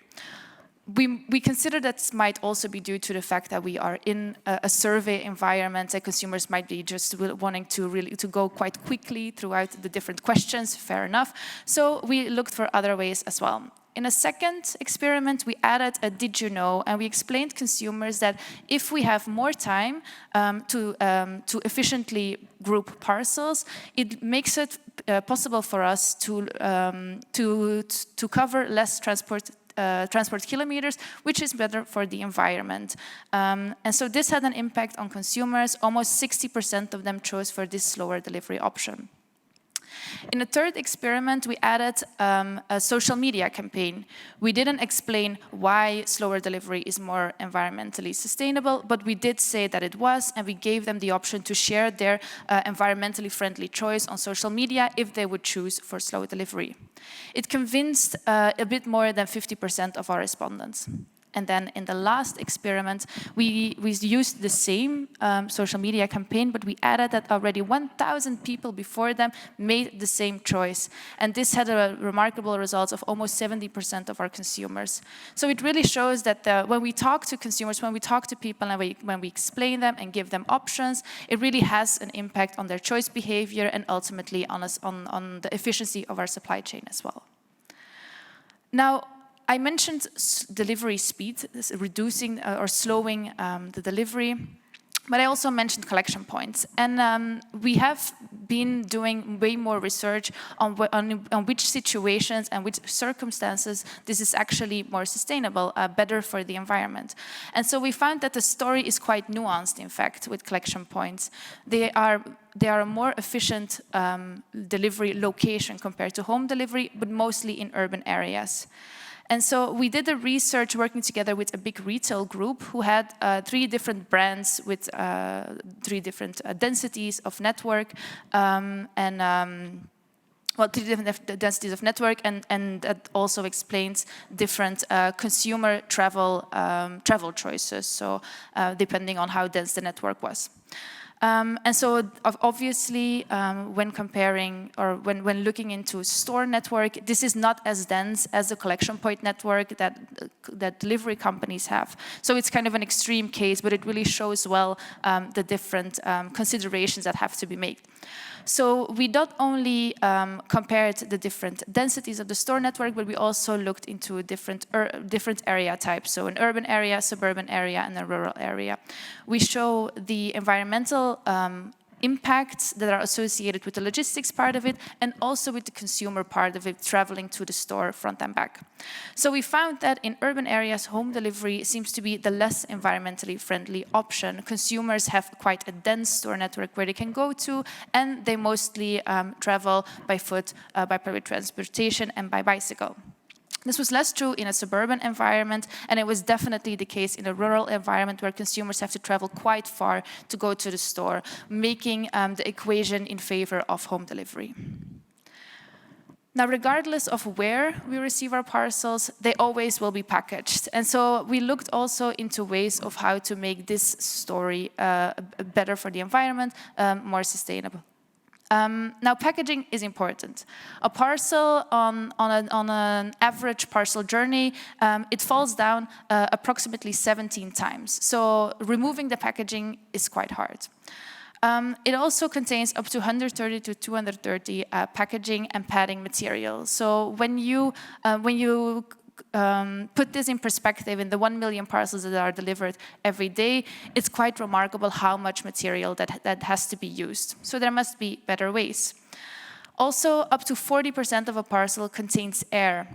So it doesn't only give us this ridiculously large boxes and all the padding material that's so frustrating for us as consumers, but it also makes that the delivery van is filled almost up to half with air, and so that's not a very efficient way.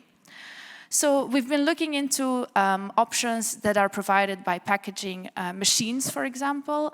Bol.com, for example, has a number of these machines and allow them to make packaging that is more fitted to a product, so reducing the air that we really don't need and want. But there are also other options that go a little bit further into the sustainability journey, and these are reusable bags and boxes. Now, to make these reusable bags, we need way more material in order for them to be used 1 time, 2 times, up to 100 times. And so they also need to be cleaned, and they also have a supply chain of their own to go back to the retailer to be reused again. So researchers have been comparing the impact of reusable bags made from plastic and from recycled plastics with cardboard boxes and with bags that are non-reusable, also made from plastics and recycled plastics. And so they found that already after a few cycles, the environmental impact of reusable bags was way lower, even only after a few cycles. And knowing that most of the products that are on the market today can be used up to 100 times, this is really an interesting solution. Also, given the fact that most of the things that we buy online are fashion, it means that there's really an important opportunity here to move forward in this solution. I referenced the delivery van a few times in my story, and it's kind of it's really what we think about when we talk about e-commerce, this delivery van. Now, living in cities, we know that there are lots of alternatives available. Cargo bikes in all sizes and in all colors. We have electric vans as well driving around, but there's actually a more sustainable transportation option for every vehicle that is used in a classical e-commerce supply chain. So we can think of the cargo bikes, we can think of the electric vans. They come in all sizes and in all shapes, so that's really interesting, and they are used today, so this is really not something of the future. What is of the future are the trucks and the electric trucks that are made today. They are not as mature as the vans that we have, but they are tested as we speak. One good example I feel is the Volta truck, who are making trucks, but they're also redesigning them to make these trucks more better fit for an environment. Also, not only zero emission, but also reducing the risk of accidents and so on. Because in the future we will still need trucks. Some transport people refer to it as the bus for goods, and I mean that could be an analogy that I can get on board with. But also think of maybe less sexy options, and that's the train. We've seen in the last few weeks a number of parcel companies transferring or reintroducing the railway into their cross-border e-commerce systems. They use these swap bodies, as I showed a picture, filled with parcels to deliver, for example, a parcel from the Netherlands to Norway. PostNL has been working with this, DPD, and so on. So it's really something that seems to be fit and a better solution than, for example, trucking. So what about autonomous vehicles? People love this topic. We love to talk about drones, and we love to envision them in our cities of the future. Now, the general consensus is that drones won't be a very interesting solution for parcel deliveries in cities, but it doesn't mean that there are not specific use cases where we can use them for. But are they a more environmentally friendly solution? They might be, but only when we compare them to the conventional transport modes that we have today. Because these autonomous vehicles are electric, they do have a lower environmental impact, but when we compare them to the electric non-autonomous vehicles, it doesn't really, it's not always the case. So researchers have been looking into this, and they have compared a number of autonomous delivery systems with electric delivery systems, and they found that for bigger vehicles there might be a benefit to it, and this is mostly because removing the driver out of the situation allows for an eco-driving that has an important environmental benefit. Now, what about the drones that I mentioned? They are used today, not in cities, but more in mountainous areas. There's DPD, for example, that uses these drones 2 times a week to deliver the odd parcel in mountainous areas in France. But also think about pandemic situations. We've seen in California, in China, throughout the pandemic, millions of tests done with these autonomous vehicles to deliver necessities and food, for example, to people who were isolating during the lockdowns. And I know, to conclude, I will share 2 insights about returns. I know that there are some marketing people in the room, and so I find it really important to share this quite interesting view, and that's the fact that the marketing tools that are used today for increasing sales, they might also be increasing the return rate, and in the end, not really making you a profit. And so it means that returns as a KPI is really important to take into account, also for marketeers, and we know that this is not always the case. So I would plead for that. Now, not all marketing tools are as detrimental to the return rate. We know free shipping, when shipping isn't free, for example, has a big impact. But also paid search and newsletters, they really increase the percentage of returns that is coming back from items that are bought online.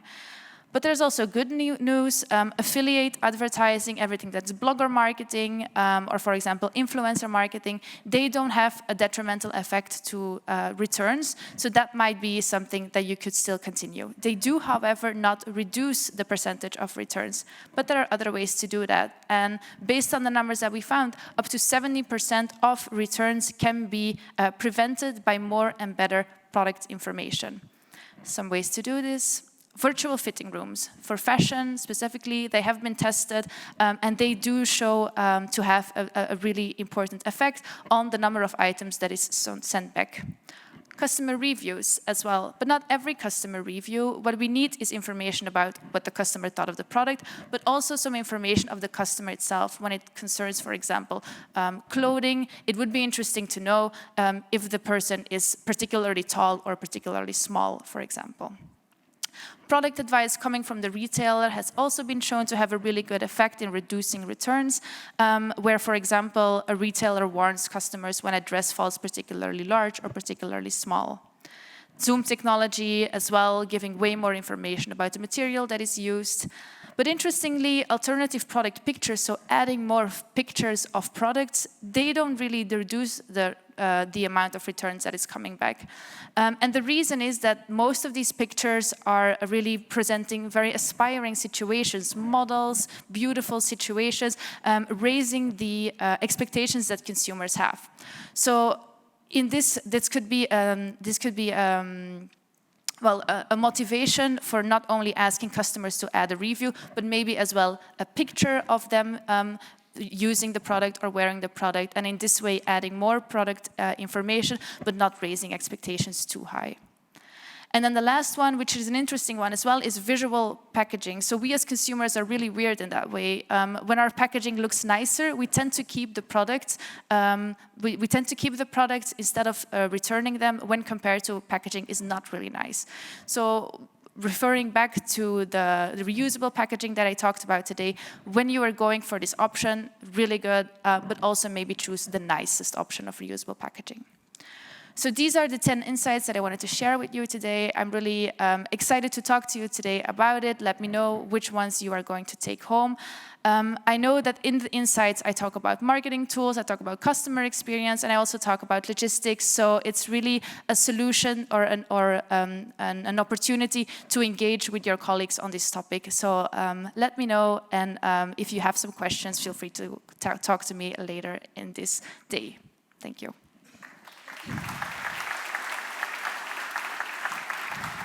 Thank you. Thank you so much, Heleen. You say, okay, you give different options, possibilities. What do you think would be the best option if you want to move to sustainable transportation, being a retailer?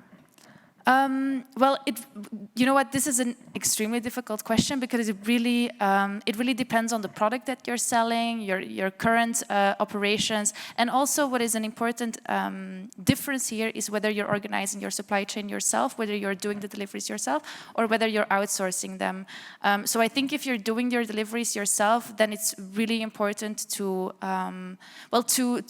get all the information together, and based on the analytics that you have on the efficiency of your deliveries, give customers this option and say to them that this is more efficient and this is more sustainable, and they will follow you, and this will really make it way more interesting for you and also more efficient, which in these inflation times is also interesting.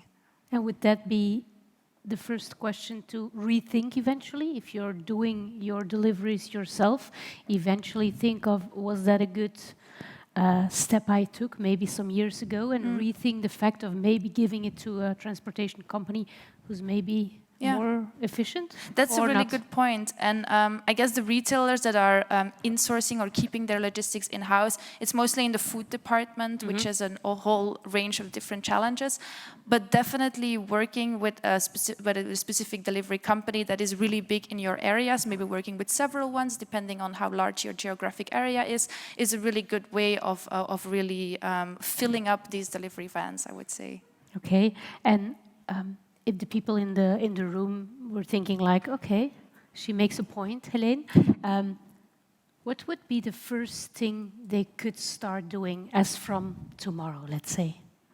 Well, I'm really passionate about the reusable delivery bags. I think it's definitely not for all products, but I do think that for many of the products, it's a really good idea, and it could really replace the things that you have that you're using now. And also when thinking about the future, the circular economy and so on, I think in the future reducing really the number of single-use materials will become more and more important. So doing it now gives you a strategic advantage over your competitors as well, learning how this works and learning how to improve it. And I think, well, the time is now for this. And do you think that depending on the age of your consumers, your customers.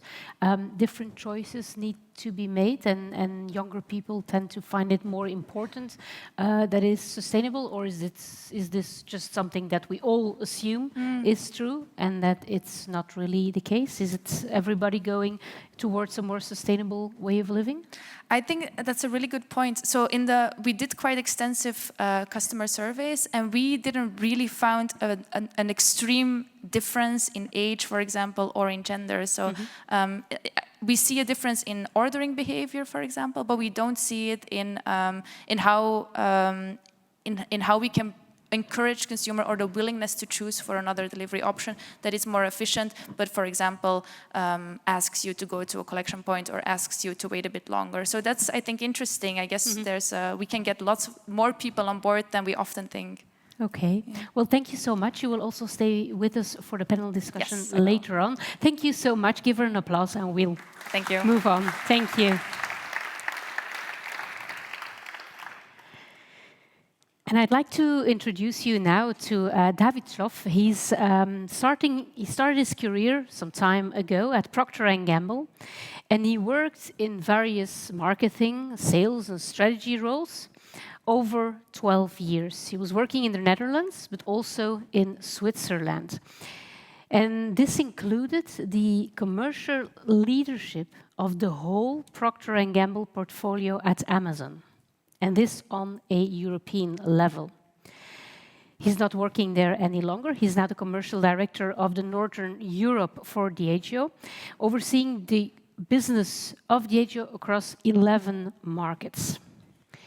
I think we can say he really has got a passion for e-commerce, and he's also in many advisory boards, also of a group of e-commerce focused agencies. He's also an angel investor, and he's investing in clean energy and tech companies. And he will join me on stage for an interview, and we want to find the intersection between retailers and brands.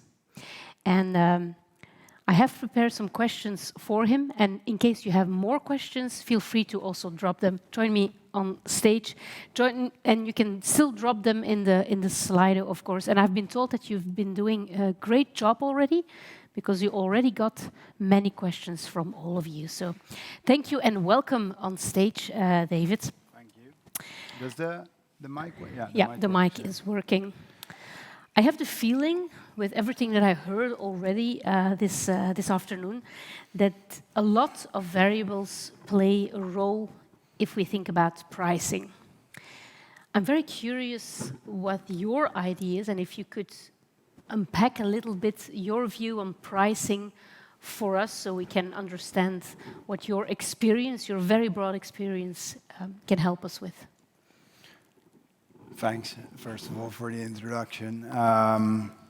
Well, definitely a lot of variables are at play, and I guess that starts with answering the question, what is price? Because I mean, wow, that sounds like almost a ridiculous question. Actually, price can mean many different things at the same time. Also, depending on through which lens you look at price. So let me first start there. I think mostly when we talk about price, we talk about consumer price. But even then, the question remains, what is that? Because we have the recommended sales price, which is something brands or brand owners do within a legal framework, by the way, so they're allowed to do so once or twice a year. But that refers to shelf price, but also to promo price. And that, for example, can mean something very different across industries. Maybe people will recognize that if they go to the supermarket today and they do so again next week and the week after, the price of a pack of detergents, let's take a brand I've worked on, Ariel, doesn't change week on week on week. Can change, but probably not. A TV changes daily, maybe even by the hour. So dynamic pricing, which of course is very much at the heart of the software that Omnia has, I think is, at this point at least, super relevant for electronics. And I've worked in electronics as well in my P&G days, where we have the Braun and the Oral-B portfolio. And that is a very different dynamic. So then you could even look at price from a point of view, what is the average price, which is then important. And then, of course, you have a retailer acquisition price, which is basically linking to the transaction between a brand-owning company and the retailer. And even there, one could say there are many different versions of what a price is. In many cases, brands publish a list price, which is not the net price that retailers actually acquire a product for. That leaves us with the question, what is the net price then? And that really is a question that can be answered in many different ways. But the most common way for me would be to indeed, after that list price, seek for what type of rebates, and a brand owner will look at those rebates as an investment in the retailer, actually lower the list price to the net price. Now, a common way of looking at that would be logistical rebates. So basically where a brand owner rewards a retailer for efficient logistical operations, maybe payment terms, so for efficient payment or early payment, and then commercial terms. So actually an opportunity for brand owners to invest into the retailer ecosystem. So let's make that very simple. I would like to be, I think an example was given earlier of sweets being sold at the cash out. But the cash out is also an area for brand owners actually to fight for that space, and retailers are very good at commercializing that space. Now, that means that place to a certain extent might be for sale.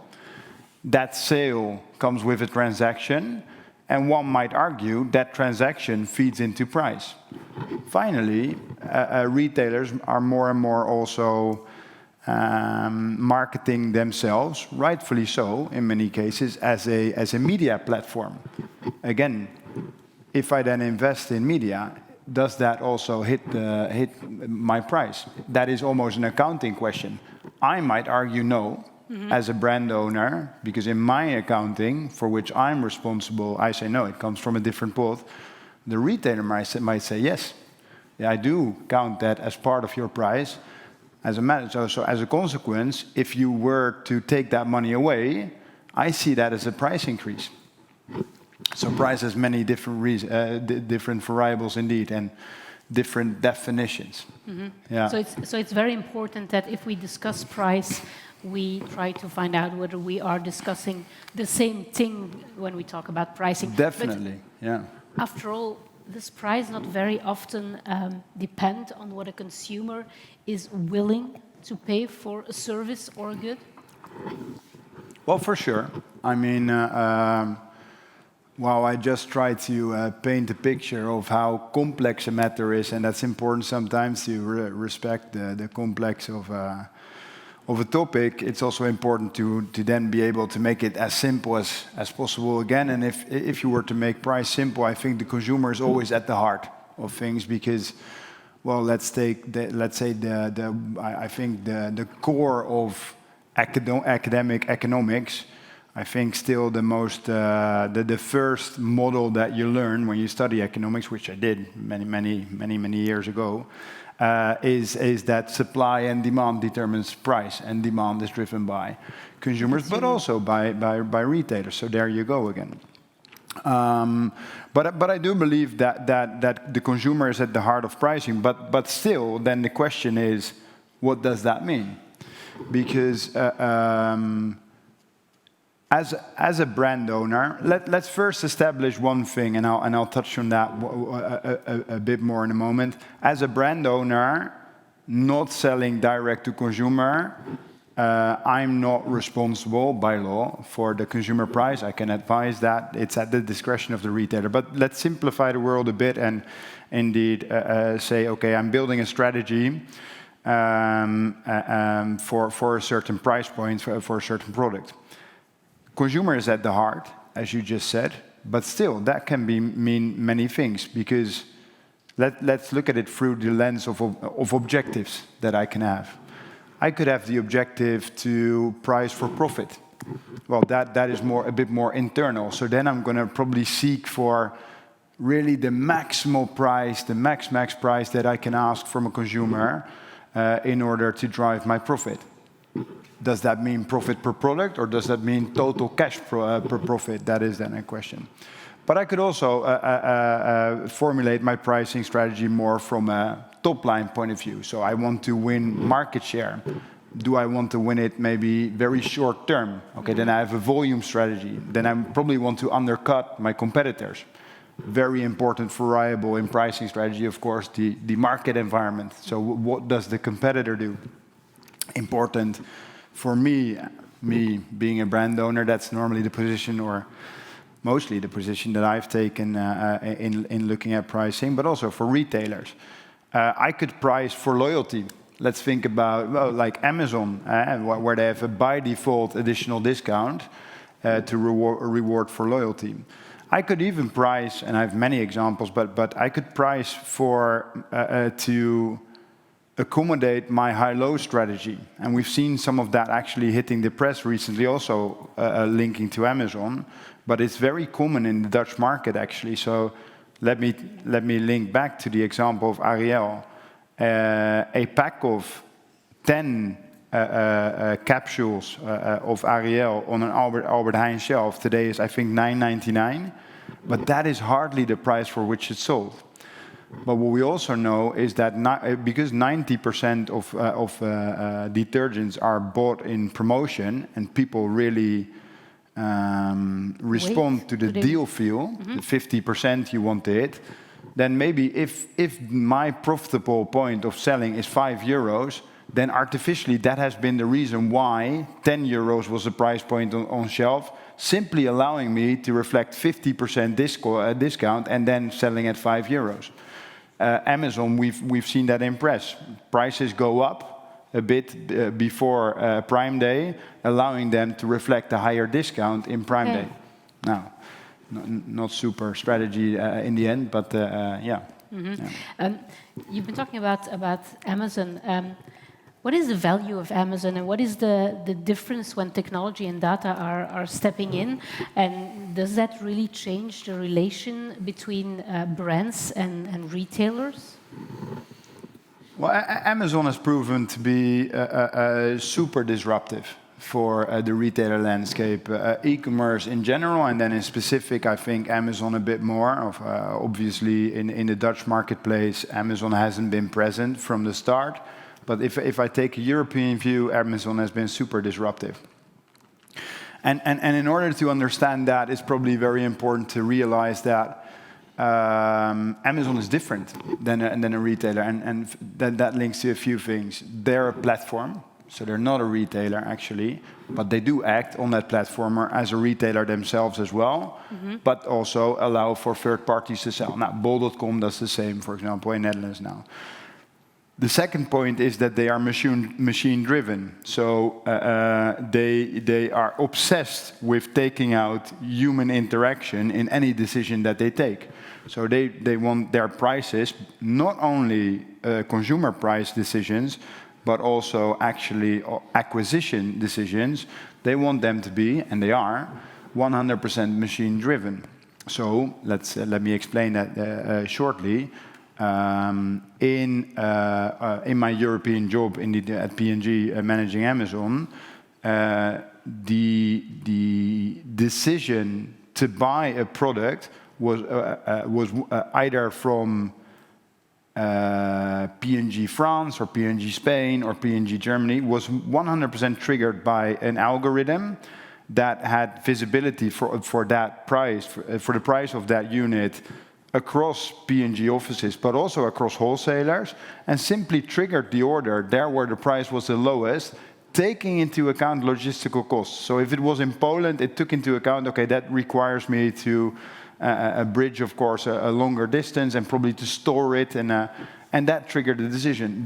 And it was severely career-limiting choice for someone within Amazon to actually override that algorithm. Really? Yes, to the extent immediate job loss. Because otherwise the algorithms will never learn, was the theory. Okay. So yes, super disruptive. Maybe the other point is that, of course, Amazon, in any market where they operate, has had a deflationary effect.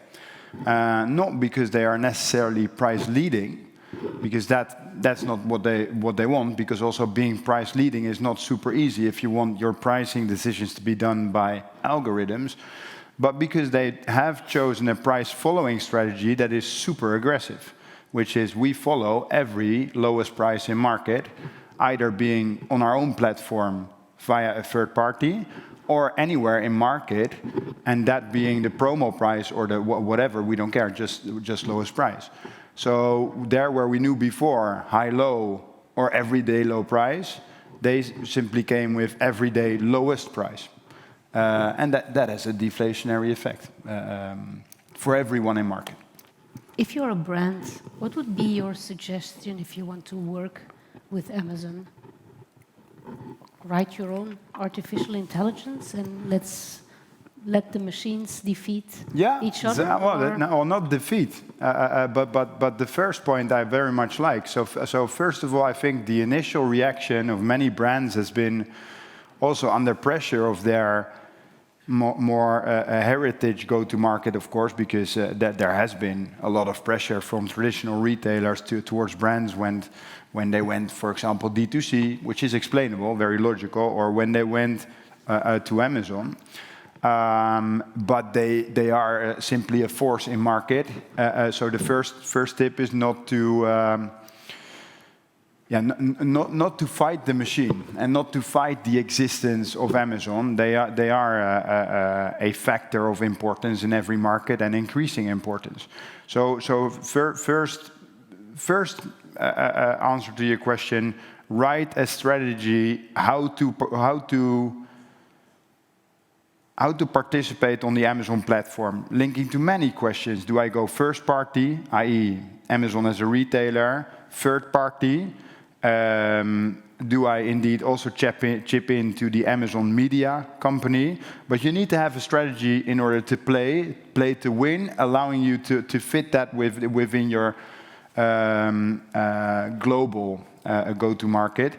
Because if you leave it there and pretend it doesn't exist, your product will enter Amazon just as well, but you don't control the variables. So it will be there, your product, for sure. So it's better to think about it before your product ends up at Amazon. Think about it, own it. Via another thing, because you will earn less. Well, you don't control the variables. I'm not even sure if you'll earn less. I think eventually you will earn less as well, but somewhere that product that ends up on the Amazon platform has entered your P&L because somewhere you've sold it, right? You've sold it to a wholesaler or whatsoever. But in the end, your success in market is also dependent on your go-to-market, which is a bit of a fancy commercial word, but your ability to formulate and execute on a commercial strategy. And that needs to be based on fair level playing field principles. So does every retailer get access to the same amount of support? And if you just let it be Amazon, to many other retailers, it will feel like that feels very inconsistent, dear brand owner, what I see from you on Amazon versus what you're offering me. So I would rather always advise to control the variables on Amazon. Indeed. Okay. Other than pricing, how else can we control for costs? Many different ways. And I think now is the time for any company. But let's stick to brand owners after a huge prosperity, years of prosperity, which as a consequence always leads to us having a bit more fat on the bones, right? And that's good. We've all had a good time, and now it seems like, or it actually was proven via the graphs we saw on the sheet that we're entering a different period, and that's normal actually. And with that, I think the obligation comes and the necessity comes to really look through your P&L line by line. And look indeed at your total cost structure, not only at price. Look at opportunities for mix. We've actually seen already in one of the... So I'll make a link to two things we've already seen in the presentations. One was actually that luxury products tend to benefit in periods of economic downturn. I would like to even extend that a bit. A brands, we've seen that in the past. So A brands that really play at the upper end of a category framework or category corridor, they have been proven to be prosperous in periods of economic downturn. Why? I think many reasons, but if I were to summarize it, because they have their value equation in order. It's not only about price, it's about your ability to transfer towards the consumer and the retailer why your price is at a level where it is, which could also be a higher level than where it was yesterday. If you have difficulty in justifying your higher price, today you're in trouble, because your prices probably need to go up to a certain extent, compensating for your higher input costs, commodities and whatsoever. And if you don't have a product or a brand equity or an innovation pipeline that justifies your higher prices, you're in trouble. So actually, if you do have that in your DNA, in your brand, go for mix. So actually try and go even a bit more in selling the higher end of your portfolio. You're a bit more funky TVs, or you're a bit more well-performing detergents. So that's mix. The other link is on sustainability. I think in general, as an industry, we have a huge problem and a huge responsibility to address the footprint that we have, and that links to many factors, but one of them is packaging. And I think that's one of the other areas where we really need to think, okay, is all that packaging that eventually leads to waste, is that really needed? And if you take it out, that could even address cost as well, while it addresses sustainability. Maybe the last point is, while you look at price, it could also be that you simply allow consumers, not necessarily that you allow consumers to still chip into your products via addressing the out-of-pocket for your products. And we see that a lot on shelves right now via shrinkflation. So maybe a pack of Ariel still costs €10 today, as it did yesterday, but you're just getting a few capsules less. That is pricing, obviously, but you're not addressing that via at least the exact amount per purchase. And do you have to tell the consumer that there's less inside? Well, I mean, you don't have to make a huge fuss out of it, but it is of course required to put that on pack. I wouldn't hide it, because consumers are smart, right? And if consumers would not hide it, but do not highlight it either. I wouldn't make it a huge campaign, but I wouldn't hide it. No. If we take all the things that you've pointed out, the mix that is important to you, what can still go wrong when you are price negotiating? Is there, if we take the mix really into account, what can happen that we did not foresee in your perspective? Well, what can go wrong? Everything can go wrong, unfortunately.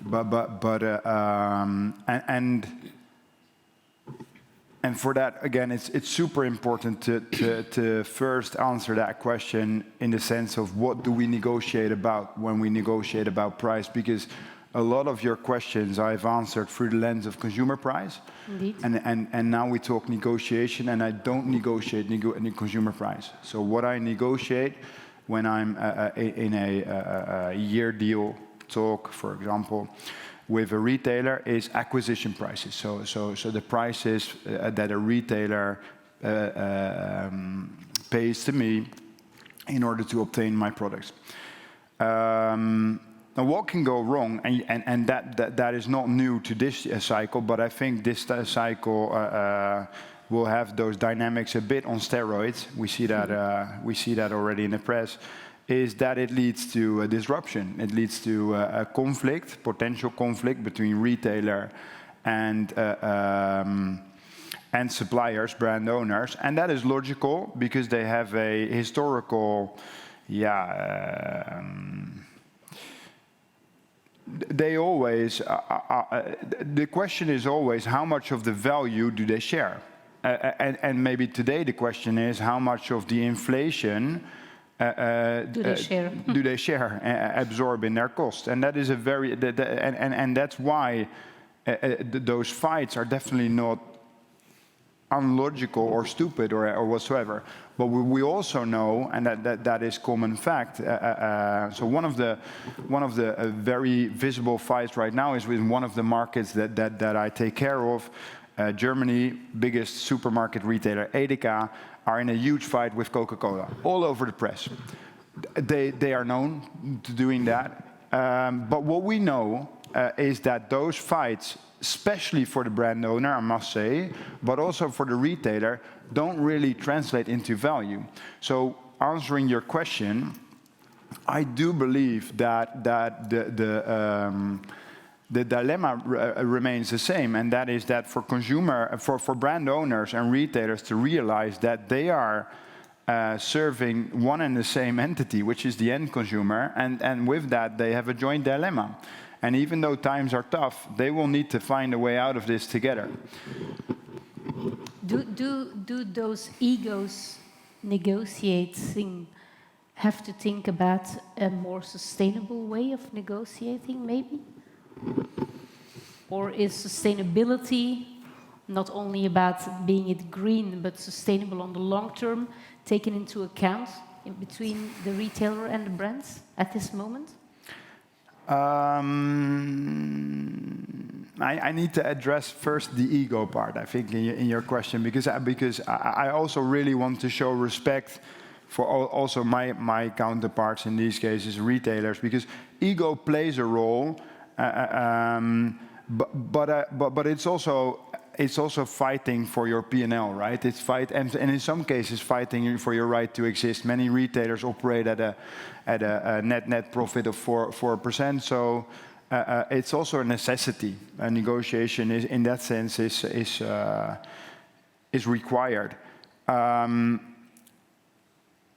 But you're also right. Sometimes the ego takes the overhand, and that's never super good. So I guess that links to my first answer, right? That in the end, always joint dilemma sharing, and as a consequence, value creation remains the center.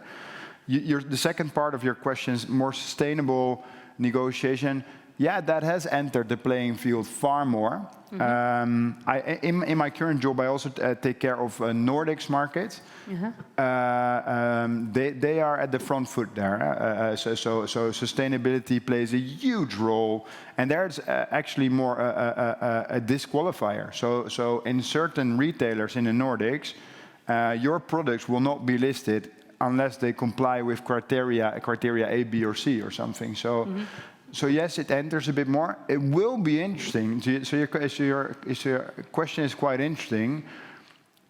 I think there's part of dynamics today that will accelerate sustainability, but part of it might slow it down, right? Because we are all when it's tough times, all especially listed companies become pretty pre-consumed with their short-term P&L. And that's also a watch out for sustainability. So there's two conflicting effects. I hope dearly that the first one prevails, of course. Okay, I'm checking time, and I want to ask you a last question, actually. Let's say you have to give an advice to the people in the room. If we look from now until 2 years from now, what would you suggest the people in the room to pay attention to if we talk about pricing perspective? Well, first of all, I think 3 things. First of all, again, it's about value creation, because the story is the story simply becomes very short-sighted if it's only about transferring input costs. So this is through the eyes of a brand owner again. If I go to a retailer and my story is only centered around, yeah, but my costs went up, so now I need... Well, first of all, and we saw that in the presentation where we went through macroeconomic development, that makes you super vulnerable when energy costs go down again, right? So I think it's also not super smart. If I were a retailer, I would immediately be hanging on the phone, say, okay, I think we need to renegotiate because so that's the first. So I would always center it around value creation and reasoning from strength.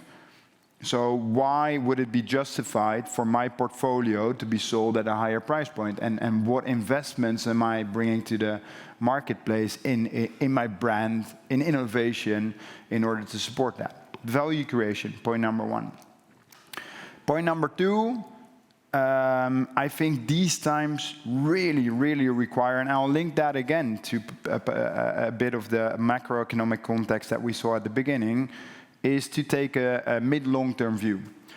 We tend to be super pre-consumed, especially listed companies, with the month, the quarter, at most the year, and then always in comparison to last year. There is a stupidity in there that at one point I think needs to start to fade. But especially now, because inflation is expected to go back to 2% levels in 1 year whatsoever. So if you now start to build a strategy, or at least an intervention, that is apparently based on a very disruptive, because I don't want to undermine it, but very disruptive and yet relatively short-term development, that by default almost is wrong. So I would really think about, okay, what is my 3-year, 5-year out plan? And how can I be a winner in this dynamic in which the cards will be reshuffled again? There will be winners and there will be losers. Last point, we already touched on it. Take a holistic view. So yes, input costs go up. Maybe the most obvious line in your P&L to look at as a compensation is price, is true. But there are so many other lines on the P&L. There are so many other factors at play. And we touched on them, that I think are required to take into the mix. Yeah. May I thank you for all your very valuable insights, David. This was really great. Give him an applause, ladies and gentlemen. And I'm going to leave you to take another coffee or something fresh that is waiting for you downstairs. And can I ask you to be back at 10 to 4, that we can continue with our last speaker, and then we will dive directly into the round table discussion. Thank you.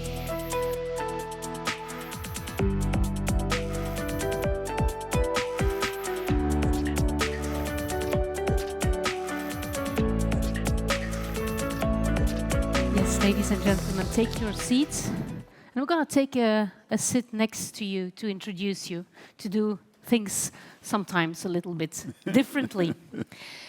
Because I'm very happy to present to you our last keynote speaker, and that is Hermann Simon. He's the founder and honorary chairman of Simon Küche and Partners, and they are actually the world's leading price consultancy.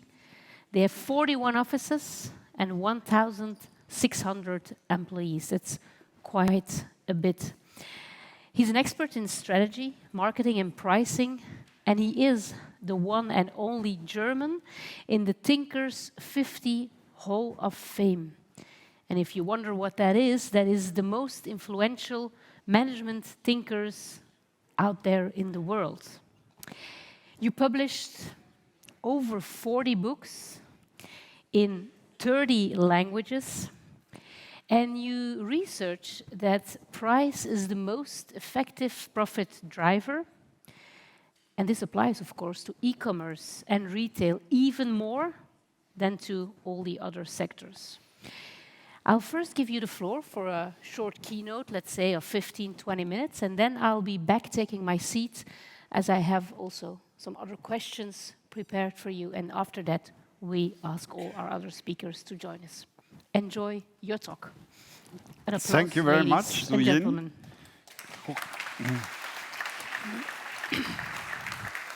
Guten Mittag.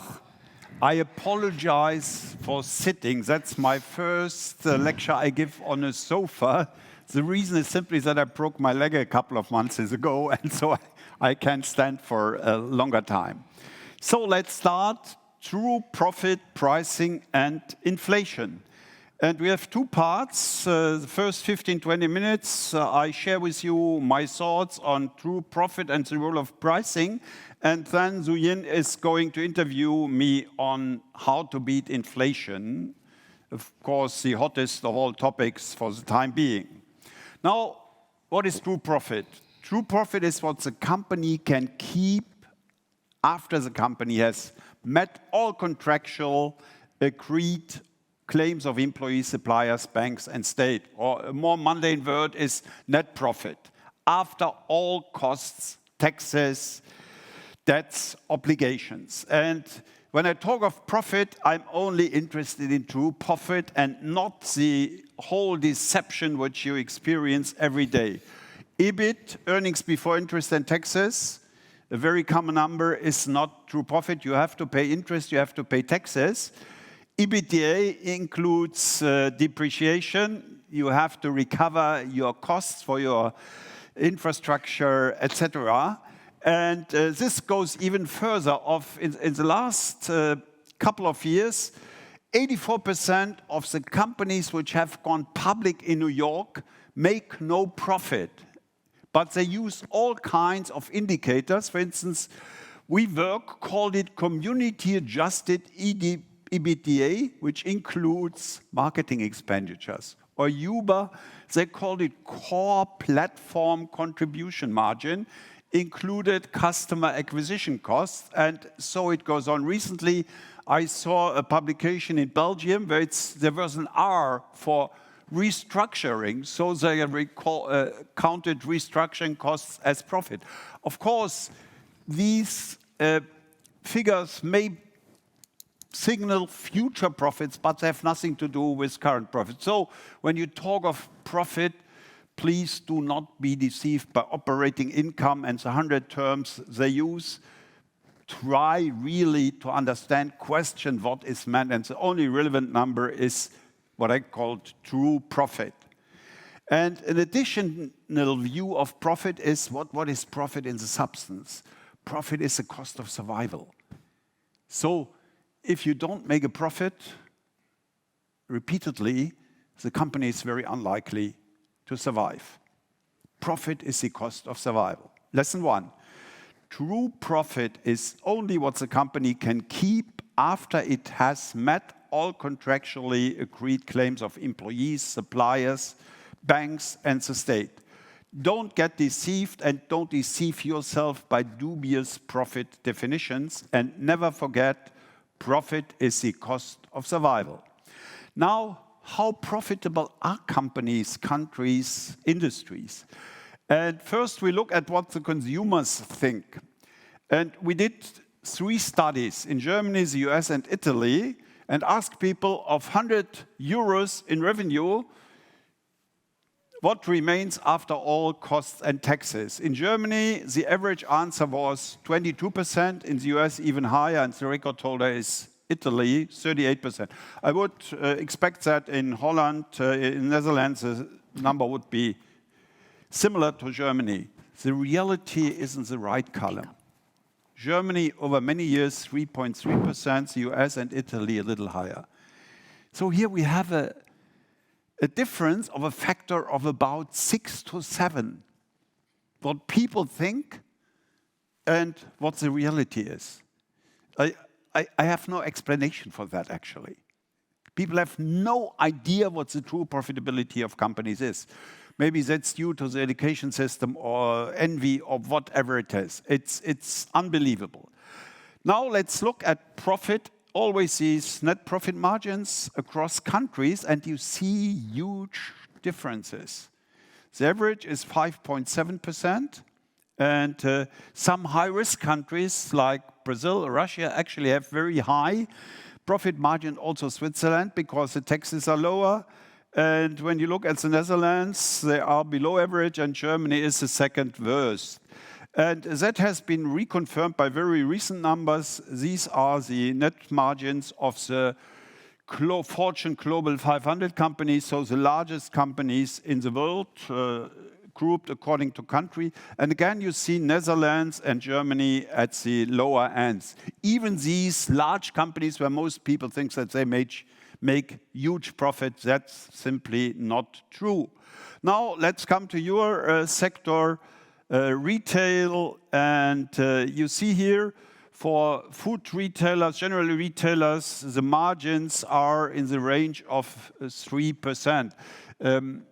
David said 4%. That is already a very high region. So the margins in classical retail are very, very small. And if you connect that to inflation, the margin is a buffer against inflation. It's only 2 or 3%. Interestingly, in other retail sectors, here I took the fast fashion sectors, IKEA, the profits tend to be higher. That's interesting because they have low prices, but they have high turnover and integrated supply chains. So you can make, for IKEA, it's usually also higher. 21 was a bad year for IKEA.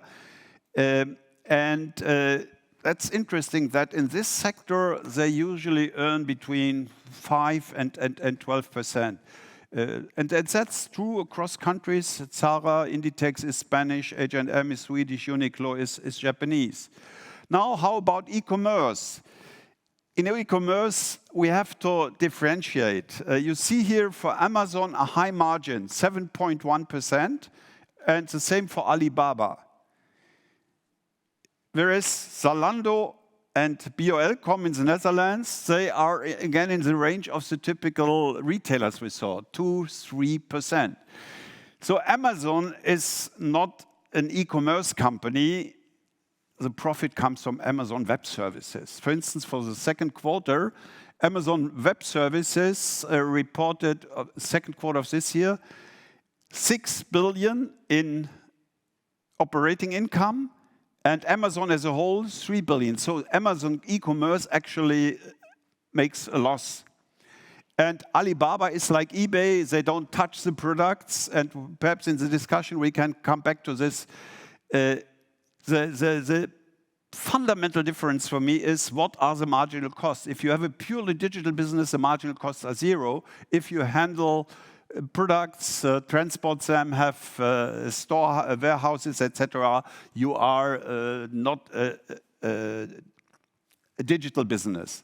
And then just to compare that to the tech companies, you see here unbelievable numbers.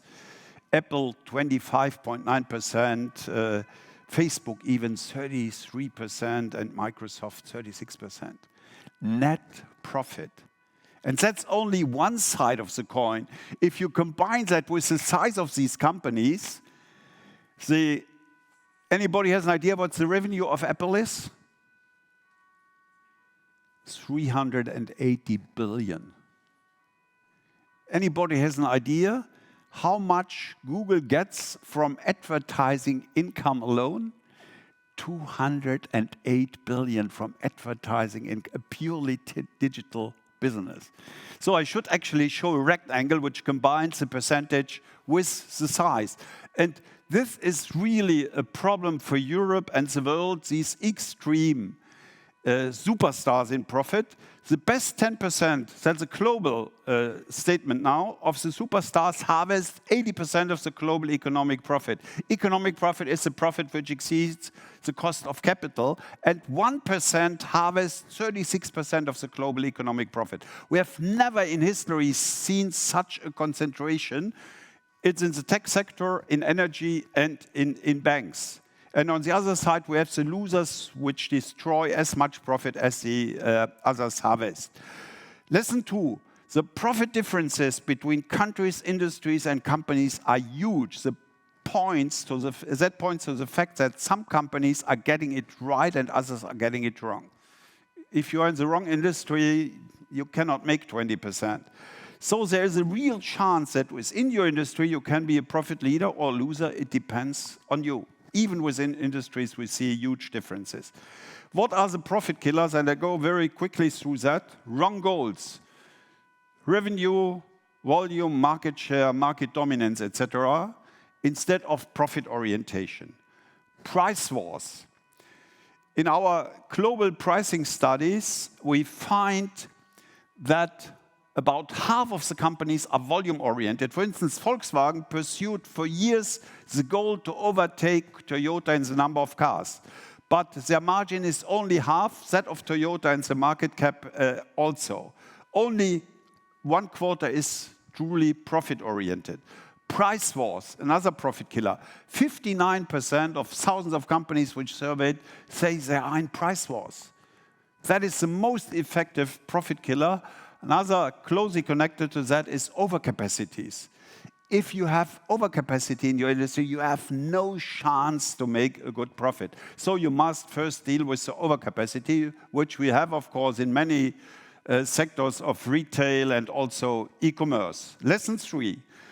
Profit orientation is the only meaningful goal because it is the only one that observes both the market side and the cost side. Revenue, market share observe only one side, only the market side.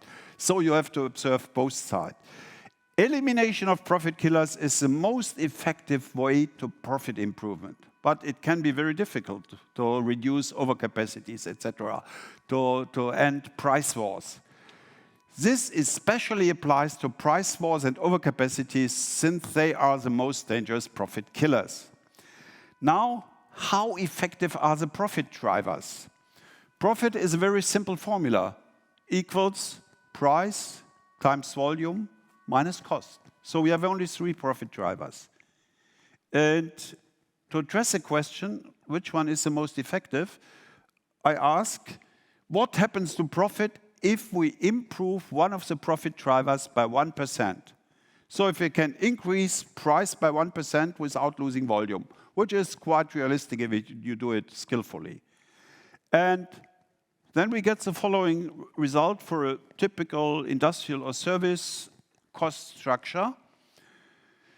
If you can improve price by 1%, profit usually increases by 10%. So the profit multiplier of profit is 10.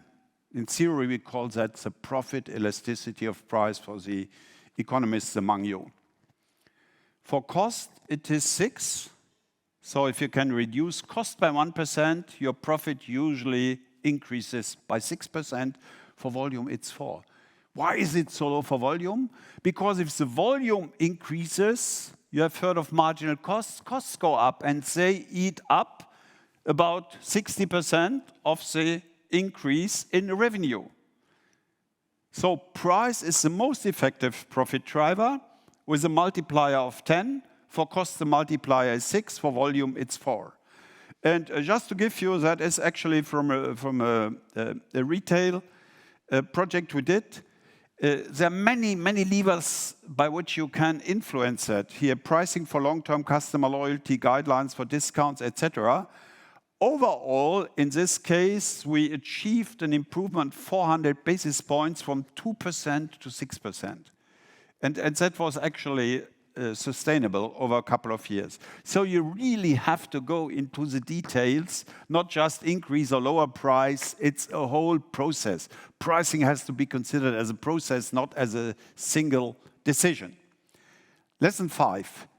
Price is the most effective profit driver. Its profit multiplier is 10. For cost, it's 6. And for volume, it's only 4. Profit improvement, if you really go into the trenches, is usually 200 to 400 basis points, so 2 to 4 percentage points. In short, my personal story, Zuyin mentioned that already.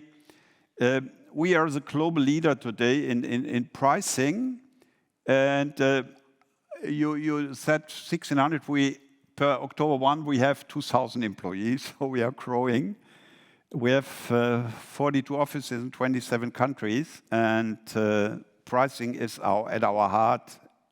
Summary: true profit is only what the company can keep. Many popular profit definitions are deceptions. Profit differentials across countries, sectors, companies are huge, which you may consider as an opportunity if you're on the right side. There is latitude and leeway. Profit margins in retail and e-commerce tend to be rather low. That's getting more serious with inflation. Elimination of profit killers is the best route to profit improvement. Price is the most effective profit driver. The profit multiplier of price is 10 for cost, it's 6 for volume, it's only 4. So, thank you very much. These are a couple of books on profit and pricing, and the right one is my autobiography, How I Find It, Simon Kucher and Partners, etc. Thank you very much. I kept my time of about 17.5 minutes, Suyin. Very good, very good. Thank you.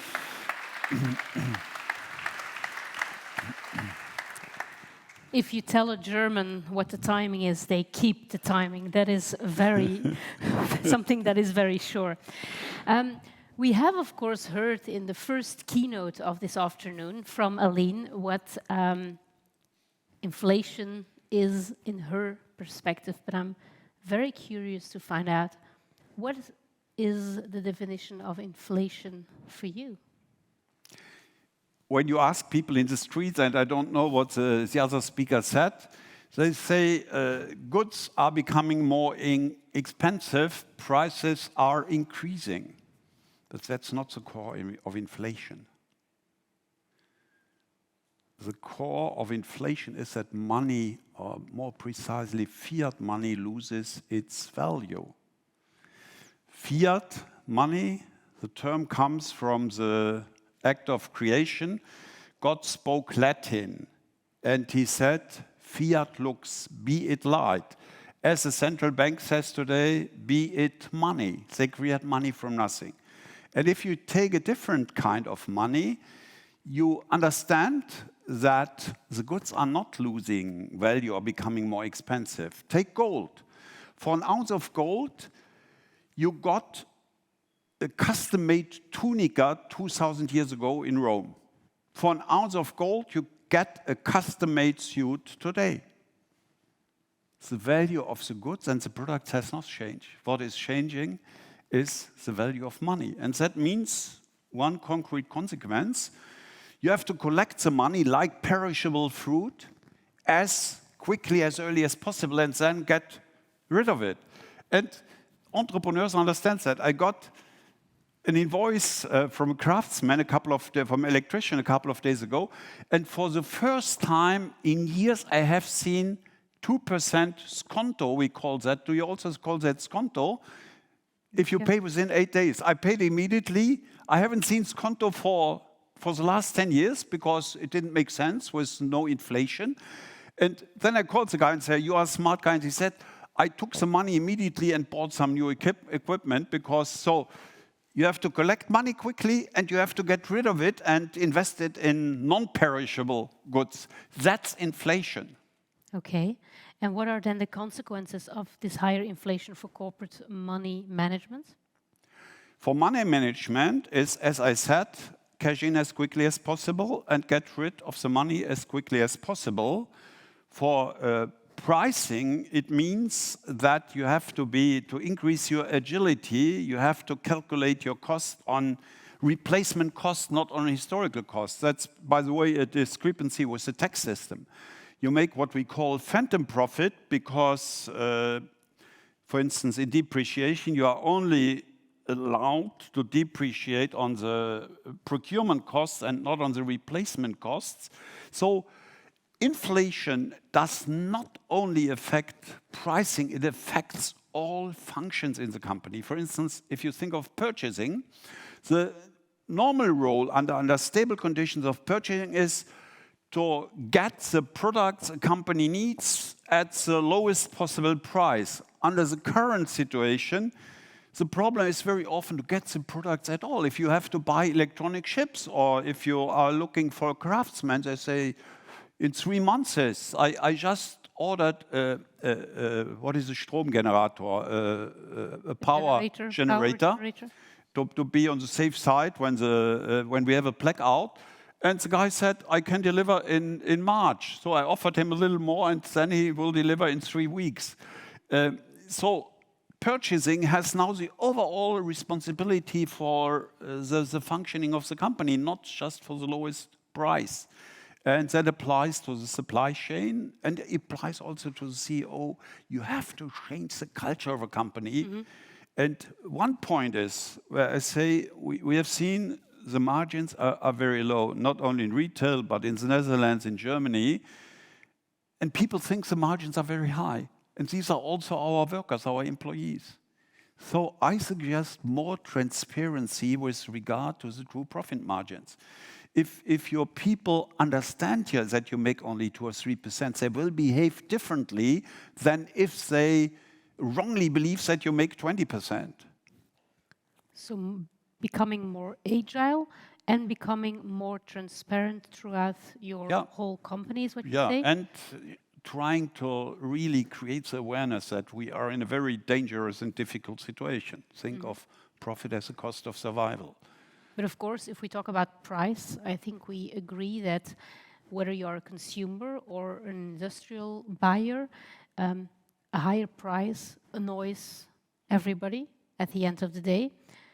What can we then suggest retailers to do? Do we need to higher the price and annoy the customers, or do we? I mean, your fate as a retailer is, of course, already determined in your purchasing process, procurement process.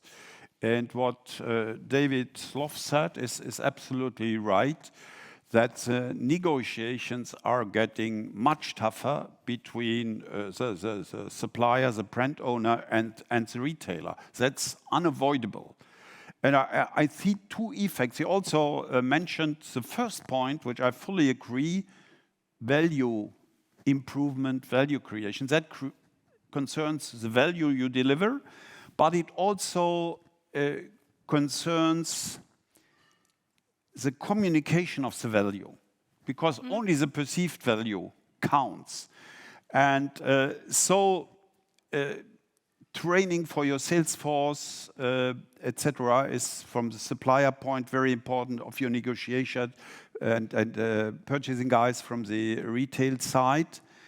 And you also have to do something to increase your value towards the customer. Let me give you one example, which I think is totally neglected in retail. Friendliness. A friend of mine is the best hotelier in the world. So you say, oh, Hermann, you are showing off.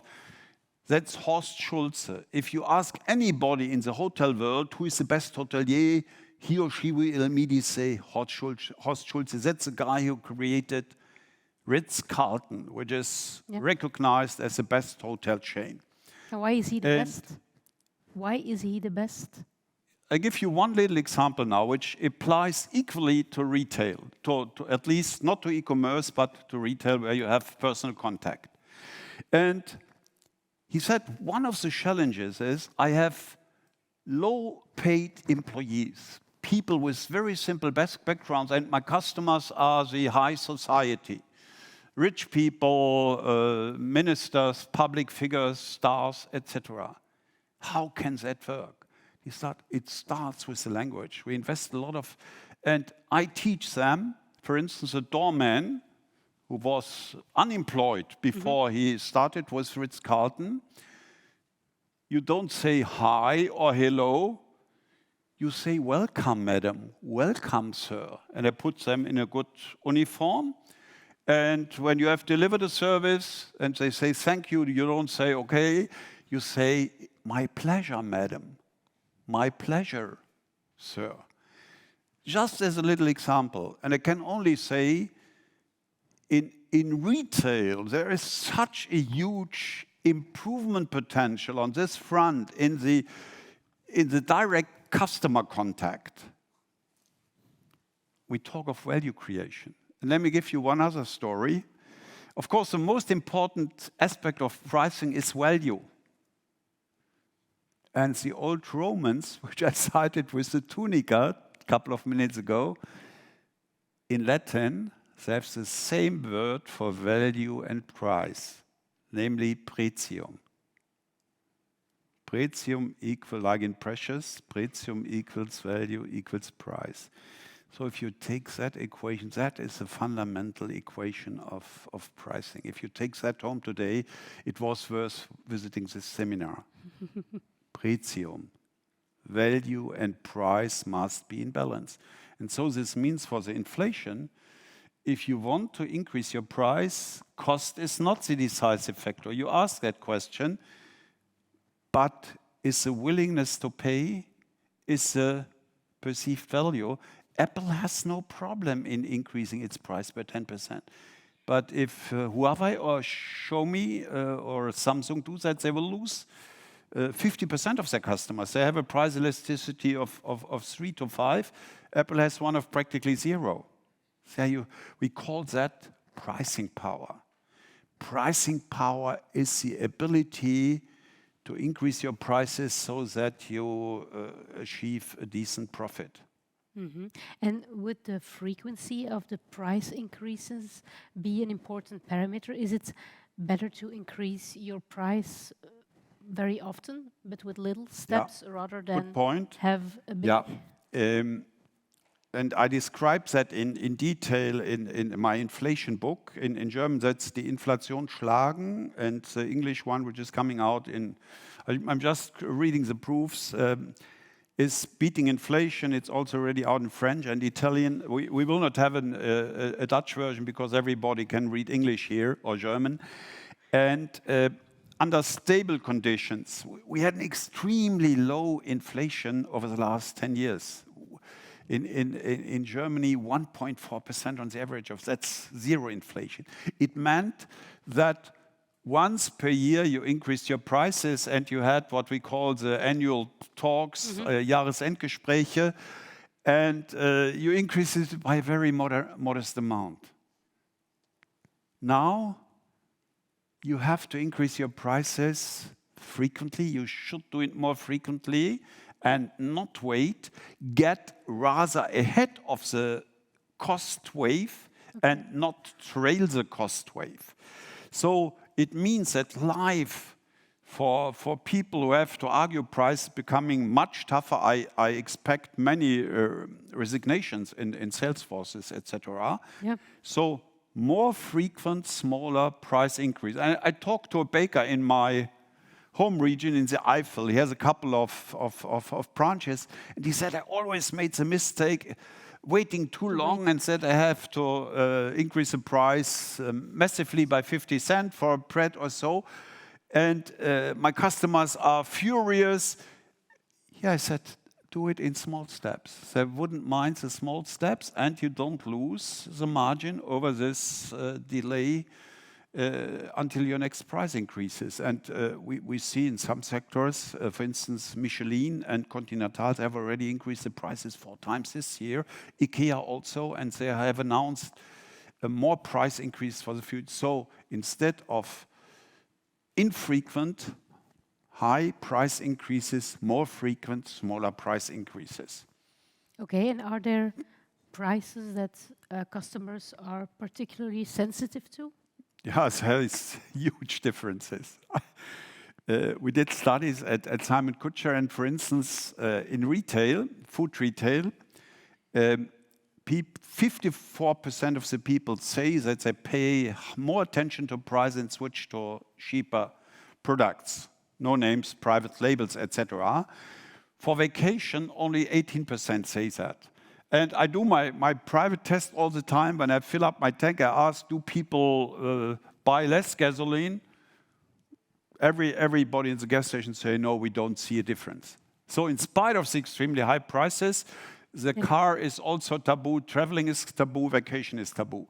But the willingness, the energy to save is on the front of food, products you don't necessarily need, etc. Again, not luxury products.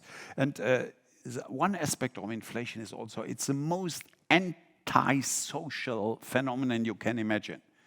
Because the rich people, they don't care much. The poor people are really affected by inflation. And the joke is that it's driven by the expansion of the money supply. And by the way, I disagree with David Sloff on one point. He said, next year we'll have again 2% or so. No, that's not happening. We have two categories, and you're right for one category, short-term drivers of inflation like energy price, oil price, Ukraine war, COVID-19, they will go away within the next 2 or 3 years. Even the electronic chips will be available because we have many new factories under construction. But the more important category is money supply. The money supply in Europe has increased by a factor of 3 in the last 10 years, and the gross domestic product has only gone up 30%. So there's too much money chasing too few goods, and that is inflation. And you cannot reduce the money supply within 2 or 3 years. It will take 5 to 10 years. So I expect that we will have inflation for the next 5 to 10 years, not at the current level of 8, 9, 10%, but well above 5%. And probably nobody of you, you are also young, has experienced inflation in the 1970s. When we had exactly this for 10 years, I was writing my dissertation on pricing and inflation during that time. So I'm the only one in the room who knows probably what inflation is. It will be prepared that it will be with us for the next 5 to 10 years. And if you prove me wrong, I'm happy that I'm wrong. But you survived and you have a very successful company, so probably this inflation can also Yeah, we founded the company just after the inflation in '85. Okay, that is why. May I thank you? And I think the fact that you say you disagree with one of the speakers is a very interesting point and a very good moment to ask all our speakers to join us on stage for the final panel discussion. But thank you so much for the valuable things you shared with us. You're welcome, madam.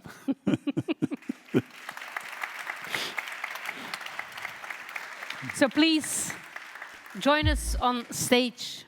Dan, Patrick, Sander, Heleen, David, Hermann is already here. Maybe, do you still have the clicker? Then we... You want it? Yeah, thank you. There you go. Thank you so much.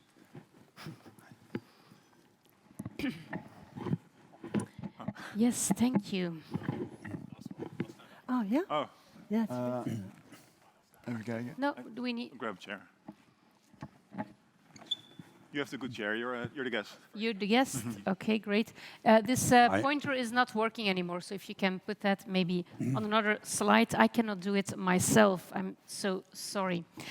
And now that you have got a place and a mic, Dan, I would like to come back to your keynote first. The nudges that we were mentioning before, do they cross for all the countries and in all cultures? Or do we have to address that very different depending on culture? Yeah, so two points on that.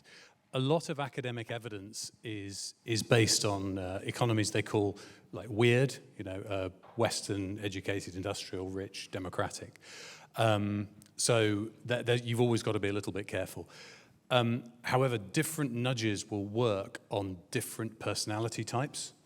So if you take the weird countries, for example, as I mentioned, people who are high in neuroticism will probably respond better to loss aversion. People who are more conscientious will probably respond better to nudges around what's called the generational IKEA effect. So if you can persuade them that they're making something themselves, they will like it. But what we also find is between cultures, there are very different motivations. So for example, if you think about West Coast America, where it's very individualist versus somewhere like China, which is much more collectivist, there will be very different nudges that happen. Both. So I guess the answer to the question is yes, both in terms of area, but also in terms of segments within markets. Okay.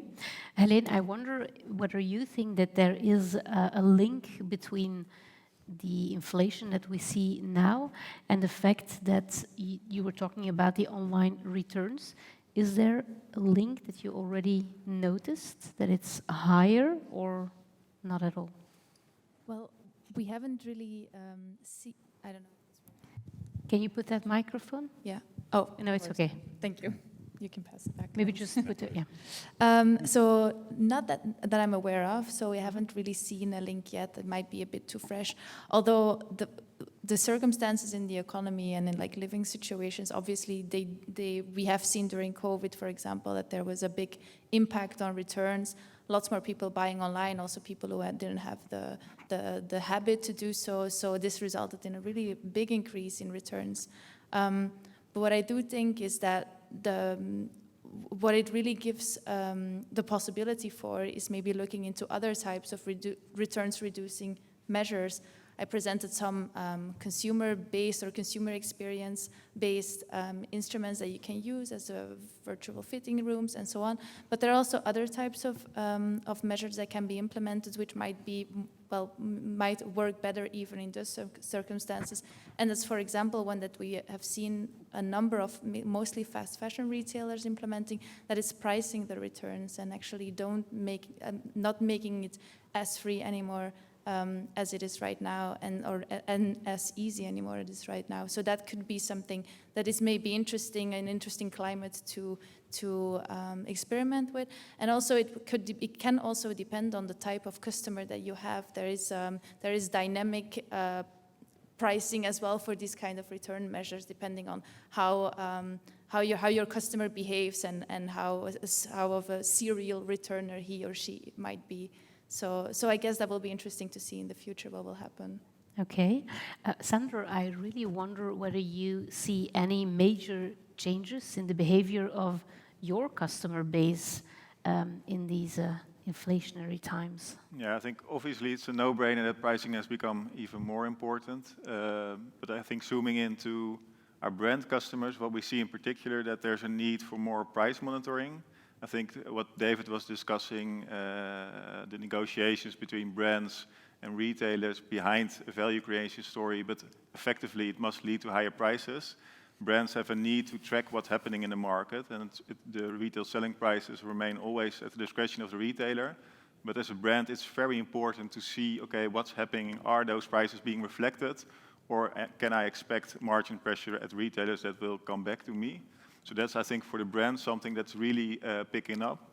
I think within our retail customer base, looking at dynamic pricing, I do see changes being made in going to strategies that enable our customers to more quickly pick up on upward trend. So very blunt example would be always being the lowest price in the market will not make you really pick up on trends, but looking at a certain list of competitors and going for most occurring price points will enable you to more quickly do that. So I think that is something that we do see happening as well, yeah. Okay. Aline, I wonder whether you think that we should lower our prices when times get tough. I really am sorry, but I don't have a view on that. I'm a macroeconomist. I look at the big picture. I can't advise individual companies or people what they should do with their price. Indeed, as Hermann says, it's all about profits. So, what do you think, Hermann? Do we need to lower prices when times get tough? Let me answer that question in a much wider way. The whole discussion in retail and probably also, David, in consumer goods from the manufacturer's point or brand owner's point of view is too one-dimensional. What do I mean by this? You talk about price up or down. The music in pricing plays in different fields. For instance, price differentiation, where you combine variance with different prices. It plays in multidimensional pricing systems. Let me just give you one example, Amazon Prime, or one thing we invented, I don't know whether you have that in Holland, is the barn card. This card of the Deutsche Railroad, Deutsche Sporwegen, costs $500 euros.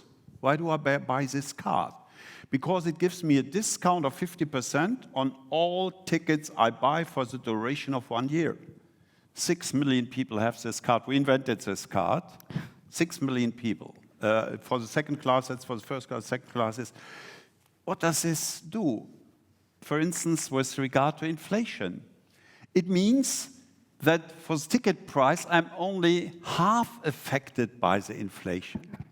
And to have a two-dimensional system, the price for the card, the price for the ticket. You can play in a two-dimensional room and not on, that goes much further, freemium systems, pay per use. We go for durables more and more to pay per use. That's also a matter of technology, whether we have sensors. For instance, I mentioned Michelin in a context with inflation. They had a new tire which lasted 25% longer. You cannot charge 25% more. That was for trucks with trucking companies. They have an anchor price of, say, 1,000 euros. You cannot go to 1,250. So they changed the system, go to a price per kilometer. There are sensors, and it's accepted. That, and of course, the truckers, they like it because they don't have to pay anything if the truck stands idle in the yard. So you have to think more in these multidimensional price spaces, not just up and down. Mm-hmm. Is that what, David, is that what marketing experts do when they determine what customers are willing to pay as a maximum? Do they think larger and more dimensional, or do they have like one strategy? No, I think largely what Simon says is that many companies look at it pretty one or two-dimensional. Second point is I'm not sure if marketing is always in charge of pricing, but let that alone. What marketing does do in many companies, and that links to the point what Simon made, is or trade marketing in many is value reframing, which is actually the example that was given. So I worked for P&G. Gillette, very, very similar actually, where you had the innovations, and we all know them, Fusion coming after Mac-Free. And what you saw is that after every innovation, the new platform had a far lower volume consumption per consumer. And that volume consumption was then compensated via price per blade.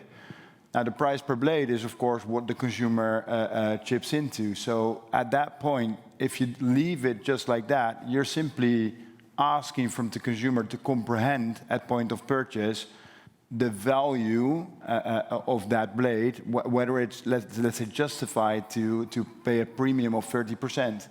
You need to help the consumer comprehend that, indeed, via mileage, for example. So this will leave you with 1 year's up to shaving, which is a similar equation. Loyalty systems are also recently I bought a new Nespresso machine, and I bought it for €1. The only thing I needed to do is sign up for 2 years of coffee. Yeah. Yeah. I use the Fusion example. It's old now. Yeah. But I used it always in my presentations, the story of the plate, price per plate. I mean, that's an excellent example of dramatic increase in value, and even you don't have to communicate it because you feel it, you don't cut yourself, etc. Yeah. And what Procter & Gamble or Gillette did was really to attract this higher value in higher prices. Yeah. It's a very good case study. Yeah. Is that something, David? I don't know if Patrick is joining us, if we have him on the line. Yeah, maybe Patrick or you then. Is that something in psychology that you're also using, this value, this example that both of them are giving? Hi again, Patrick. Let me jump in with an example that I've worked on before, and then maybe Patrick can jump in. I think a lot of times I think the framing point is very relevant. And let me give you a new perspective. A lot of the times we look at it as marketers and, we're all quite well off and, we're not unconcerned about inflation, but, it's probably not going to mean that most of us won't eat. A while ago, I was talking to a brand that was getting a lot of negative reaction in the press because they were charging very high interest rates for people who struggled to get credit to buy things like washing machines. And the press was lambasting them, saying, these guys are thieves, they're charging. If you look at it on a spreadsheet, these people are being stolen. The problem is these people don't have an alternative. They can't walk into a store and buy, a washing machine and get 10 months interest-free credit. And the alternative for them is that, they've got to look after their children. They have to then take their clothes down to the laundrette, which costs them time and money and a lot of money. So the frame of reference is very different. It's not compared to what most people think of as value. Actually, for them, whatever it was, 15 euros a month was actually incredibly good value because it's a lot cheaper than having to go down to the laundrette and deal with all of that. And it not only makes it good value, but it also makes it possible. So I think the context of these things and the framing in the lives of the people that we're talking to makes a very big difference to these pricing. Patrick, anything to add? Yeah, not much. Just that academically, there's lots of research on how to frame value and pricing. Of course, with charity donations, you can say instead of the lump amount, you can say it's the equivalent of a cup of coffee a week. And of course, there's future discounting where you push the payment into the future so it feels less real today. There's many, many others. But yeah, absolutely, psychology is all about how to frame price and value like that. Okay. Aline, I wonder, you look into inflation since a long time. Is there things that we learned from history that could help us now to make other decisions that we maybe made in the 70s and say, okay, let's do this or this or this differently? Yeah, things have changed compared to the 70s. I already referred to the labor market, which is much more flexible, so all wage negotiations are very different now. It's also technology, of course, the internet, much more competition. The arrival of the internet has changed a lot in global price dynamics. So those are like very important differences. And also we have now independent central banks. So central banks have their inflation targets. So instead of being maybe afraid of a very extended period of long inflation, at the moment there might be a high risk of more interest rate hikes, and so a deeper recession. So central banks being more active to meet their targets. At the macro level, what's driving the global economy is everything is also very much globalized. So something that happens in the US has an impact on price levels here. So everything is globalized. So the whole dynamics in that macro environment has changed a lot. So therefore, I am a bit less worried about how high inflation will stay for a very long time, as I explained. And actually, this is also the consensus view and the view of not only I. So, yeah. Okay. I got an iPad where they send me all your questions. So let's see what you wanted to know. First question, which is actually an interesting one, Hermann. Did the sales of your books decline due to the current economic situation, or did it actually boost sales because of the profit focus? I don't know, honestly, Okay. because the reporting of the publishers is very mixed. But I think in general that sales of books has been declining over the last. I have exceptions. For instance, my Hidden Champions book in China have been sold more than 1 million times. But I observe that younger people don't read any longer books or newspapers. And I'm asking myself whether I'm completely out of tune, out of the times by still writing books. It could be much more effective to communicate through the media. I do that also, but to have blogs or whatever digital media instead of writing these books. So You don't know. I don't Okay. know. Of course, a book like the inflation book now is flying because it's so hot. But in general, my impression is that sales of books have a trend, a long-term trend to decline. Okay. I have a question, and the person asking it says, maybe Hermann or Aline can answer. What is your advice to companies? Lower margins, so lower the prices because of this inflation, or keep the margins and set a higher price because of the higher costs? Yeah, that depends on the willingness of the customers to play. It's naive to simply pass on costs. Customer doesn't decide based on your costs, so you really have to do your utmost to understand the changes in the willingness to pay. So you could express differently in your pricing power. Of course, in your case, you have the retailers in between, which form a barrier. And of course, theoretically, the meaningful way would be that the retailer and the brand owner agree on the best overall price in a first step so that they make the cake as big as possible, and then they fight for the share of the cake. But that's all mixed, and that leads to the situation you described, which is inimical and very tense and not really productive. And I also say that you mentioned Edeka. The CEO of Edeka is Markus Moser, and that's really an aggressive, combative guy. Yes. Whereas, for instance, the Aldi people are hard, tough, but fair. Yeah.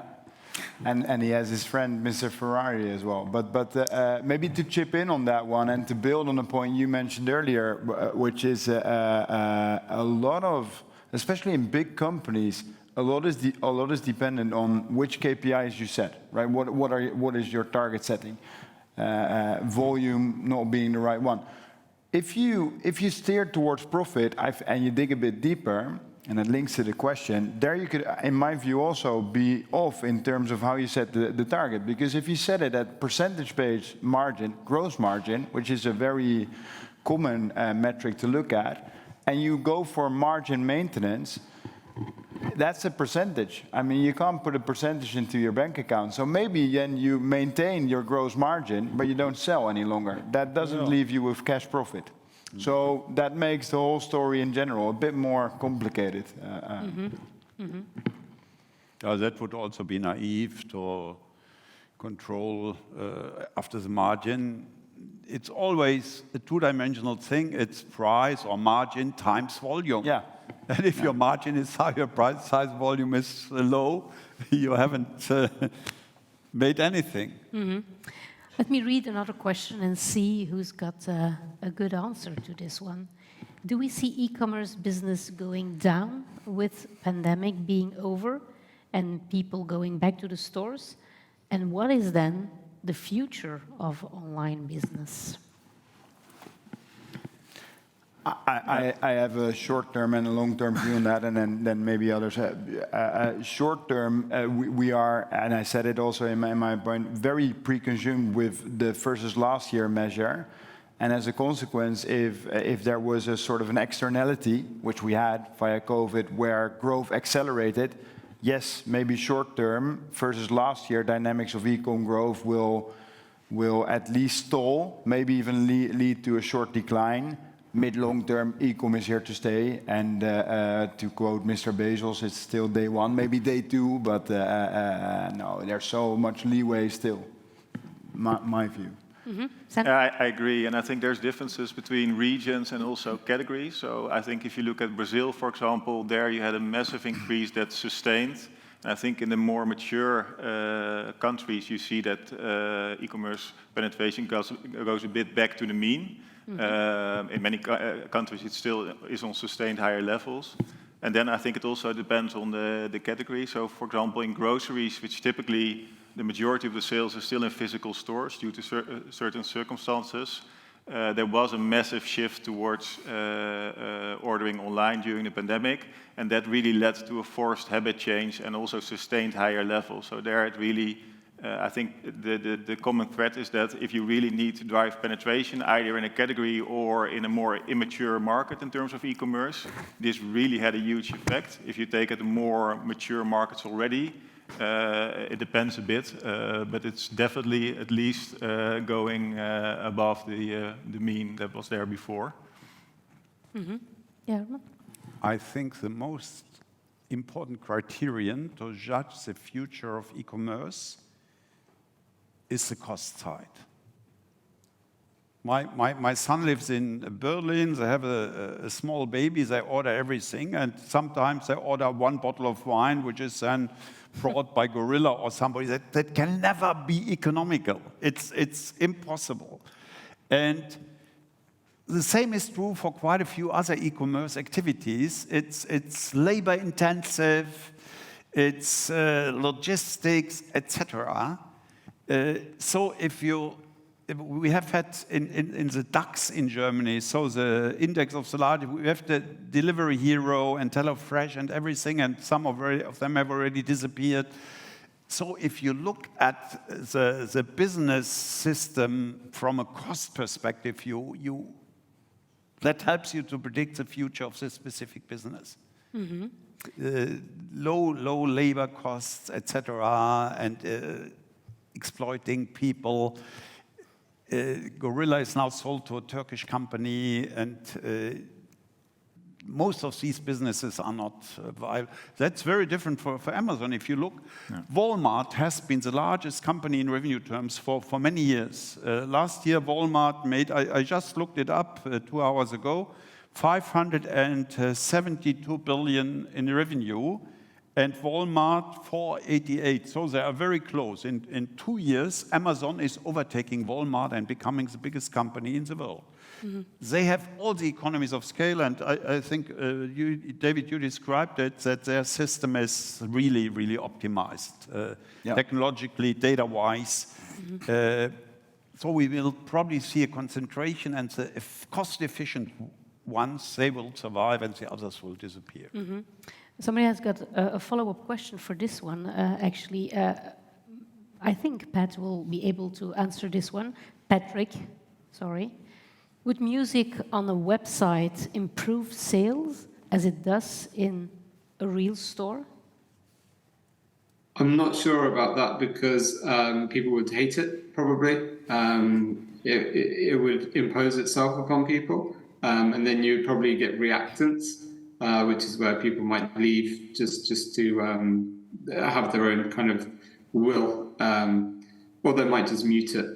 But if it can be done in a way that's congruent and subtle, then yes, it should do. So I did an experiment for eBay a while ago where we played background noises, including classical music, to see if it would influence behavior, at least in this mocked-up experiment. And yes, classical music increased perceptions of quality of the products. Listening to birdsong made people more likely to buy barbecues and outdoor kind of products. Listening to kids screaming or roadworks made people just want to get through it quickly. So if it can be done in a way that doesn't annoy people, it should be effective, yes. Okay. A question for Heleen. Regarding free delivery, is there any investigation regarding the threshold value? You mean the max the max what you can ask for paid delivery? This is a really difficult one. I normally don't tend to advise companies to totally abandon the free delivery part. What I do think is that there has to be pricing differences, and remarkably, even retailers, online retailers that are very different in kind of their strategy and their sustainability point of views and the products that they sell and so on, their checkout screens often seem so similar, which is quite odd to me. And so I would suggest just differentiating in price, make the most environmentally sustainable, the most efficient one, which also costs the least mostly for retailers as well. I would make this one free maybe, or the cheapest that's possible, and then the other one I would make them paid, especially for very fast deliveries or other types of perks that you can give to customers, such as time slot delivery and so on. So I would differentiate, but I would be, depending if you're like how the size and how many competitors you have, but if you have big competitors, then it might not be the wisest decision to totally abandon it altogether. Okay, clear. Another good question. Maybe to add to that, I think that's yet another example where sustainability and financially healthy business can go hand in hand, because typically, of course, the average order sizes are influenced by that threshold. So if you remove it altogether, orders will shrink, which is very poor for the environment, but also for your financials. So I think there's the threshold that you apply has a huge impact on both, and I think you need to optimize for both hand in hand. Mm-hmm. Let me ask you another question, Sander. How do you plan to remain competitive in the price monitor business, keeping in mind the increase of crawling, scraping price monitor providers? Oh, that's an interesting question indeed. So I think that points to one of the mistakes I made or we made as Omnia. So we had the impression 10 years ago when we started that data would commoditize. So we decided to only focus on building dynamic pricing software and source the data from others. But the contrary is actually true. It is becoming very difficult to deliver high quality data. And I think the most interesting challenges still need to be tackled. I spoke with someone from HP earlier today who was inquiring about more like-for-like matching with products of other brands, comparing private labels with each other. So there's a lot of difficult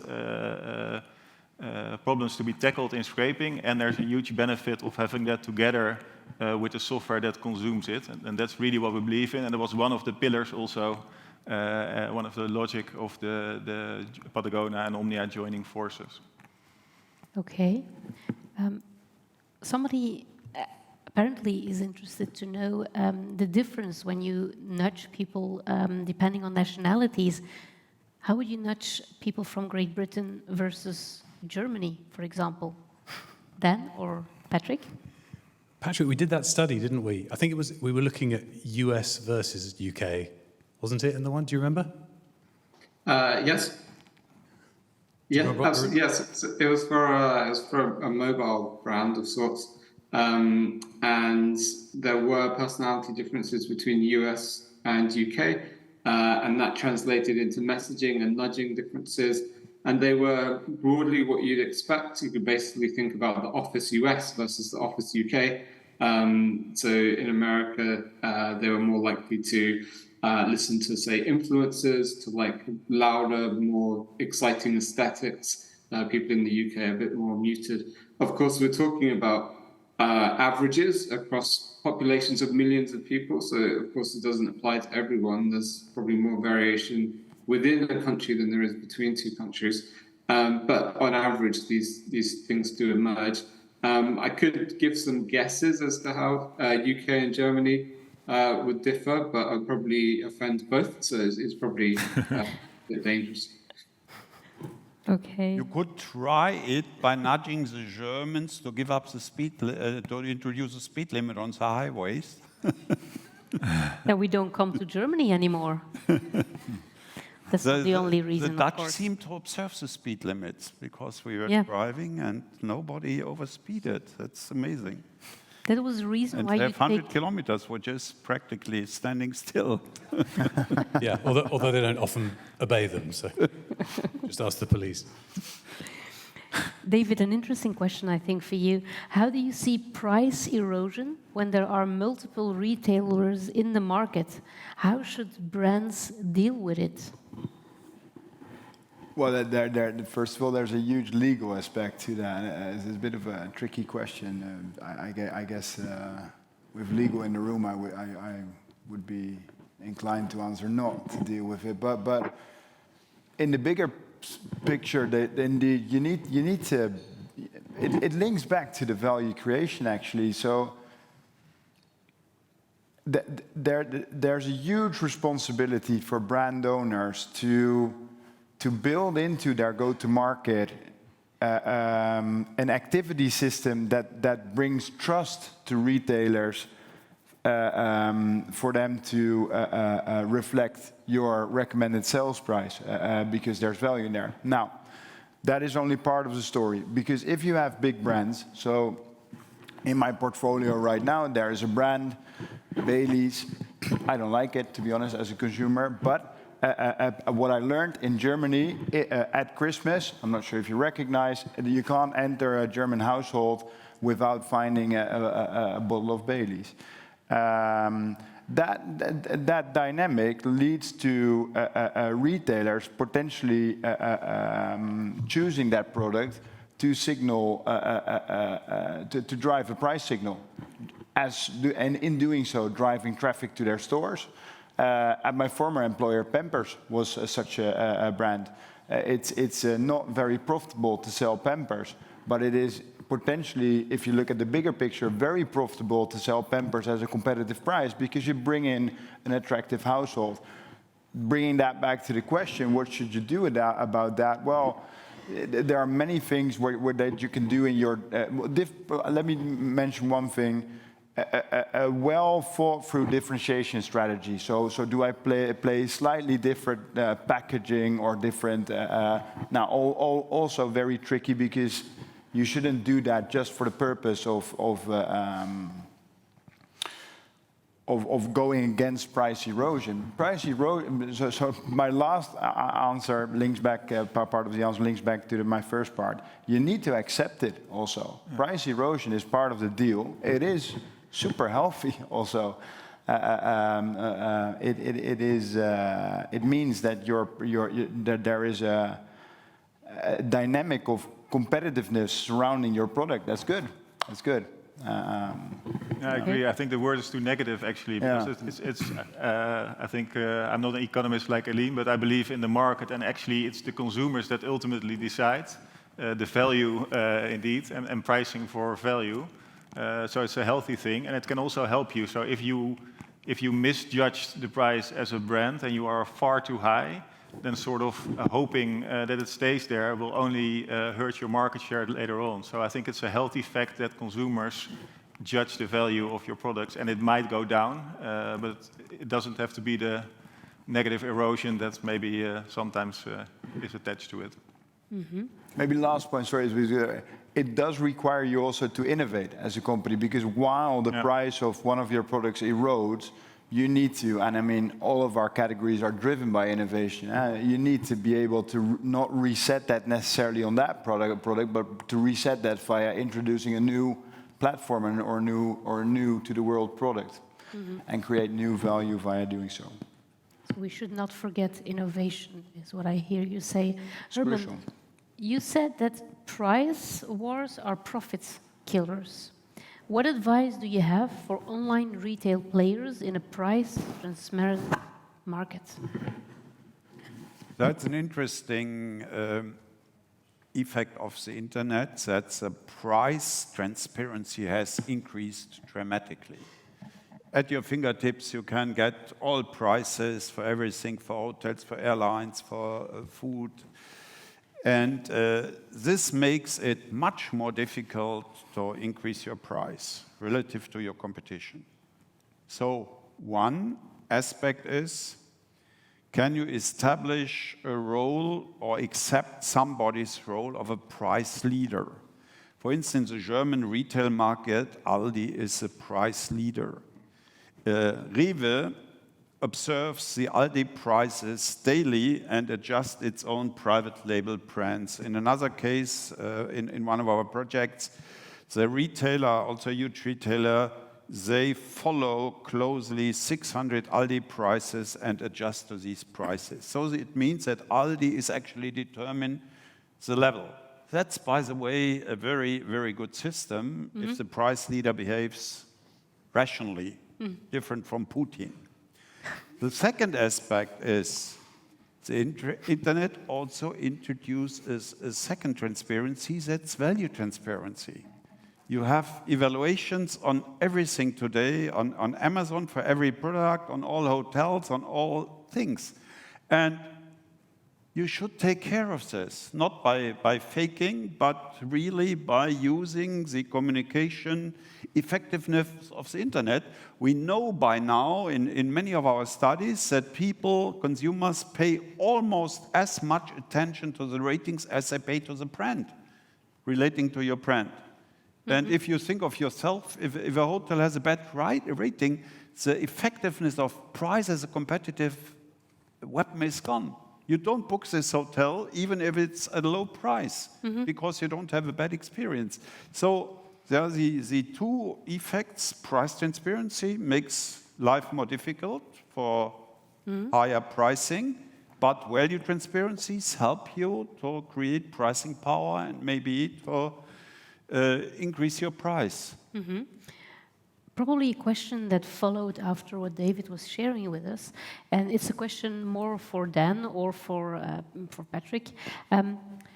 How much more effective, from a price psychology perspective, is it to decrease the package size from 150 grams to 120 grams, for example, instead of increasing the price? So if you look at it from a psychological perspective.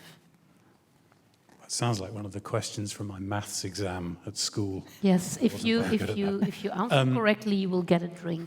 Amazing. I think it all boils down to perception and whether you get caught or not. So, if you start reducing the packet sizes, if no one finds out, then okay, fine. The problem is if you've been doing this for a while and people find out, the backlash can be quite significant. I think you can look at how you position and frame those products. So, you don't necessarily have to make it smaller and not say anything. You can call it travel size or pocket size or something like that, or give it an entirely new use that adds value to it. But I think it's very difficult to say in cut and dried terms. It's always better to do one or the other. I think, Patrick? Oh, sorry. Patrick first. Yeah, I would absolutely concur. There's a study, at least with price, where they found that it needs to change by about 20% for people to actually notice it. Otherwise, it doesn't kind of stimulate that noticing. And it's probably the same for package size. Probably the only difference is with packaging, I'm not saying you should, but you can be a bit sneaky. So, for example, with jam jars, you can increase the size of the dent in the bottom, so that perceptually people don't notice there's less jam. Or with crisps, you can add more air than crisps in the packet, which is very annoying. I'm not saying you should, but you could.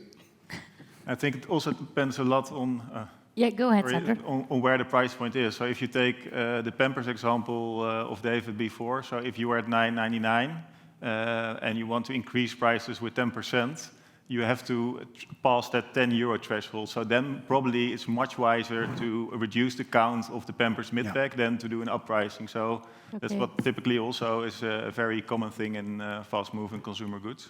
Yeah.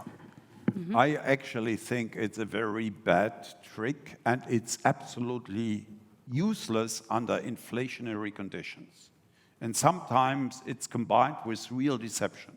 Let me give you an example from yesterday. There's a tea called Kusmi, a brand, Kusmi, rather expensive. They had 125 grams in their in their tin. Now they have 100 grams, and the tin is actually higher. So you think it's more, bigger. But there's a lot of air in the tin, and why is it useless? Because you can only do that once. When you have continuing inflation, you cannot every year reduce your package by 5 or 10%. So under strategic longer-term aspect, it's useless. And Haribo got a shitstorm. They went down from 200 to 175 gram for jelly beers, gummy beers. I think it's simply a bad trick. But what if they come up with another creative, innovative thing instead of just lowering the price or putting more? Yeah, that's could say a that different maybe issue. Innovation. I am a fan of innovation, but it's simply a bad, useless trick it works. It may not be noticed. You may not get a shitstorm, but it doesn't help you with a longer-term perspective. No, so I think what Hermann says also touches upon, I think what David said before, it is very important to be open and honest. Also, if you take that Pampers mid-pack again, the count is very large at the bottom right, so you need to be upfront about it. But there is, I think, a psychological effect, for example, of going through the 10 euro threshold that is that will lead to sort of an unfair response of consumers. But the example you gave, I think, is way across the line in tricking consumers, which will always long time hurt you. I'm convinced of that. So the diameter is a little smaller. The height is 1.5 centimeters higher, so you don't notice it. But you see it, 100 grams instead of 125, that's a reduction of 20%. But the sustainability angle there is super important indeed. I think we will move, and I'm actually quite amazed that we're not there yet. We will move to a world where it's no longer accepted by consumers, retailers, legislation, that we're shipping air and water across the world. It doesn't make any sense. And indeed, in this example where they actually made their packaging bigger just for driving a consumer signal, consumer value signal, but they're shipping air, and I think it will go away. It should go away. Should go away. A question which I think is interesting, and I'm curious to see who is going to answer. Should a product manager also steer towards true profit, or should costs that can't be influenced by the product manager be taken out the equation? So does a product manager also steer towards true profit, or should costs that can't be influenced by the product manager be taken out of the equation? I'm not sure if I understand the question. Me neither, but maybe if we mean the category manager, for example, at a retailer, I do think that the targets that they have, I think we touched upon that before. It still happens that they, for example, have percentage gross margin targets next to revenue targets, and that can lead really to the wrong decisions. Very often, for example, when we help a customer go from manual pricing on a large assortment to dynamic pricing, because our customer is able to touch the long tail of products, what happens is actually that not only does revenue increase, but because of the mix effects earlier, you get an absolute gross margin improvement, and sometimes even a percentage gross margin improvement. I think the absolute is more important, but the percentage can happen because more profitable products of the long tail go in there. So I do think, and I do see still that there's that the KPIs are not always reflective of what's in the best interest of the company as a whole. I mean, in principle, this question is easy to answer. Of course, the incentives should be aligned on the various levels. So not only the CEO should be compensated based on profit or long-term profit rather than short-term profit, but even the sales rep. And if the sales rep is compensated on revenue, which is the most popular form, and has pricing competence, he will maximize the revenue. And the price which maximizes the revenue is lower than the price which maximizes the profit. So that's a disalignment of the incentives that leads to non-optimal results. Okay, I have somebody that sent in a question for you, Heleen. Do the numbers on last mile delivery weighing heaviest include production of the goods in China and shipment in Europe? No. The numbers that I pulled together to make this graph didn't necessarily include products that were air-shipped and, were stocked in other continents and then air-shipped. So obviously, I think this is a really important point that is made by the person asking this question. Okay. But what we're seeing today, also post-pandemic and then in the current climate, and also for sustainability reasons, is more stock kept locally. So we see in Belgium, for example, an AliExpress warehouse and so on. So I think these are good measures to take into consideration and to add, because obviously what you don't want is air freight for individually packaged orders. A question for you, Aline. By capping, you were talking about this in your talk, by capping the energy prices in France, is the expected inflation rate lower than in the rest of Europe? Will the unemployment be lower than, for example, in Germany? Ooh, that's a difficult one because unemployment is driven by a lot of other factors. Well, I think the unemployment rate by definition is always higher in France than in Germany. That's just based on how the labor market functions over there. I think, well, the economic downturn is so globally driven that it will not make a big difference in the end. In the Eurozone, you have, particularly the labor market is quite national, prone to national regulation. So that makes some differences, but when it comes to the changes in the level, it's probably more or less the same, I would say. Mm-hmm. Maybe another question to clarify what you were saying before. Somebody's asking, why is the inflation in the Netherlands outstripping EU inflation if the Netherlands has the second highest energy price support in the EU? Second highest what? Energy price support. Oh, yeah, well, that's very much also a long-term story. The inflation rate in the Netherlands has been much higher than the Eurozone aggregate for a while, also because the economy has been much stronger than the Eurozone aggregate.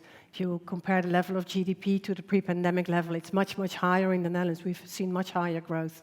Labor market is much tighter. Wage growth is higher.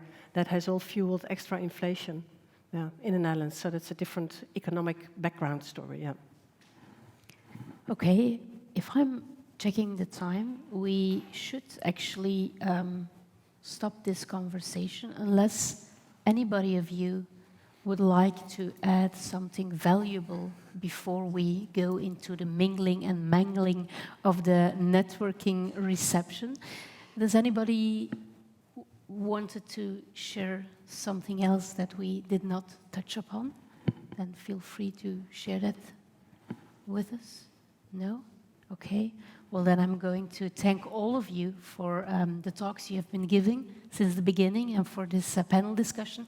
I still have loads of questions, and I'm very sorry if your question was not answered, but I had to choose some of the questions. What we will do, however, is keep all your questions, and they will try to send the questions that were asked by our great audience to the speakers that are probably able to formulate an answer and then get it back to you as a follow-up of this fantastic event. But first of all, I would like to ask for all of our speakers a very warm applause, please.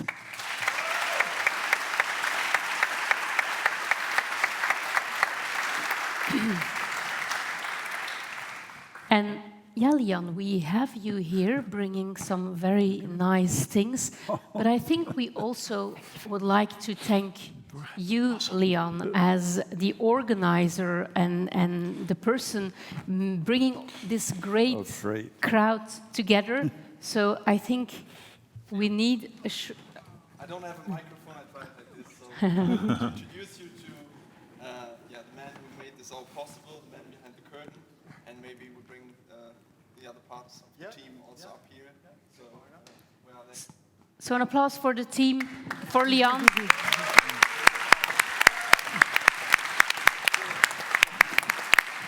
That's the moment when you don't want to forget any names.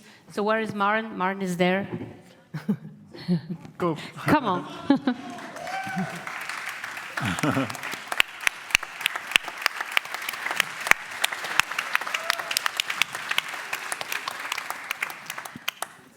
Congratulations, and thank you so much for this lovely event. Thank you, all the speakers on the stage, and all of you in the room for your great questions, for your attention. We have, on the top floor, a great DJ waiting for you. We have canapes, we have drinks, but for the good networking, I will need all of you. So please join us on the top floor and enjoy the rest of the evening here. Safe trip back home, and if you stay in Amsterdam, enjoy Amsterdam. Thank you.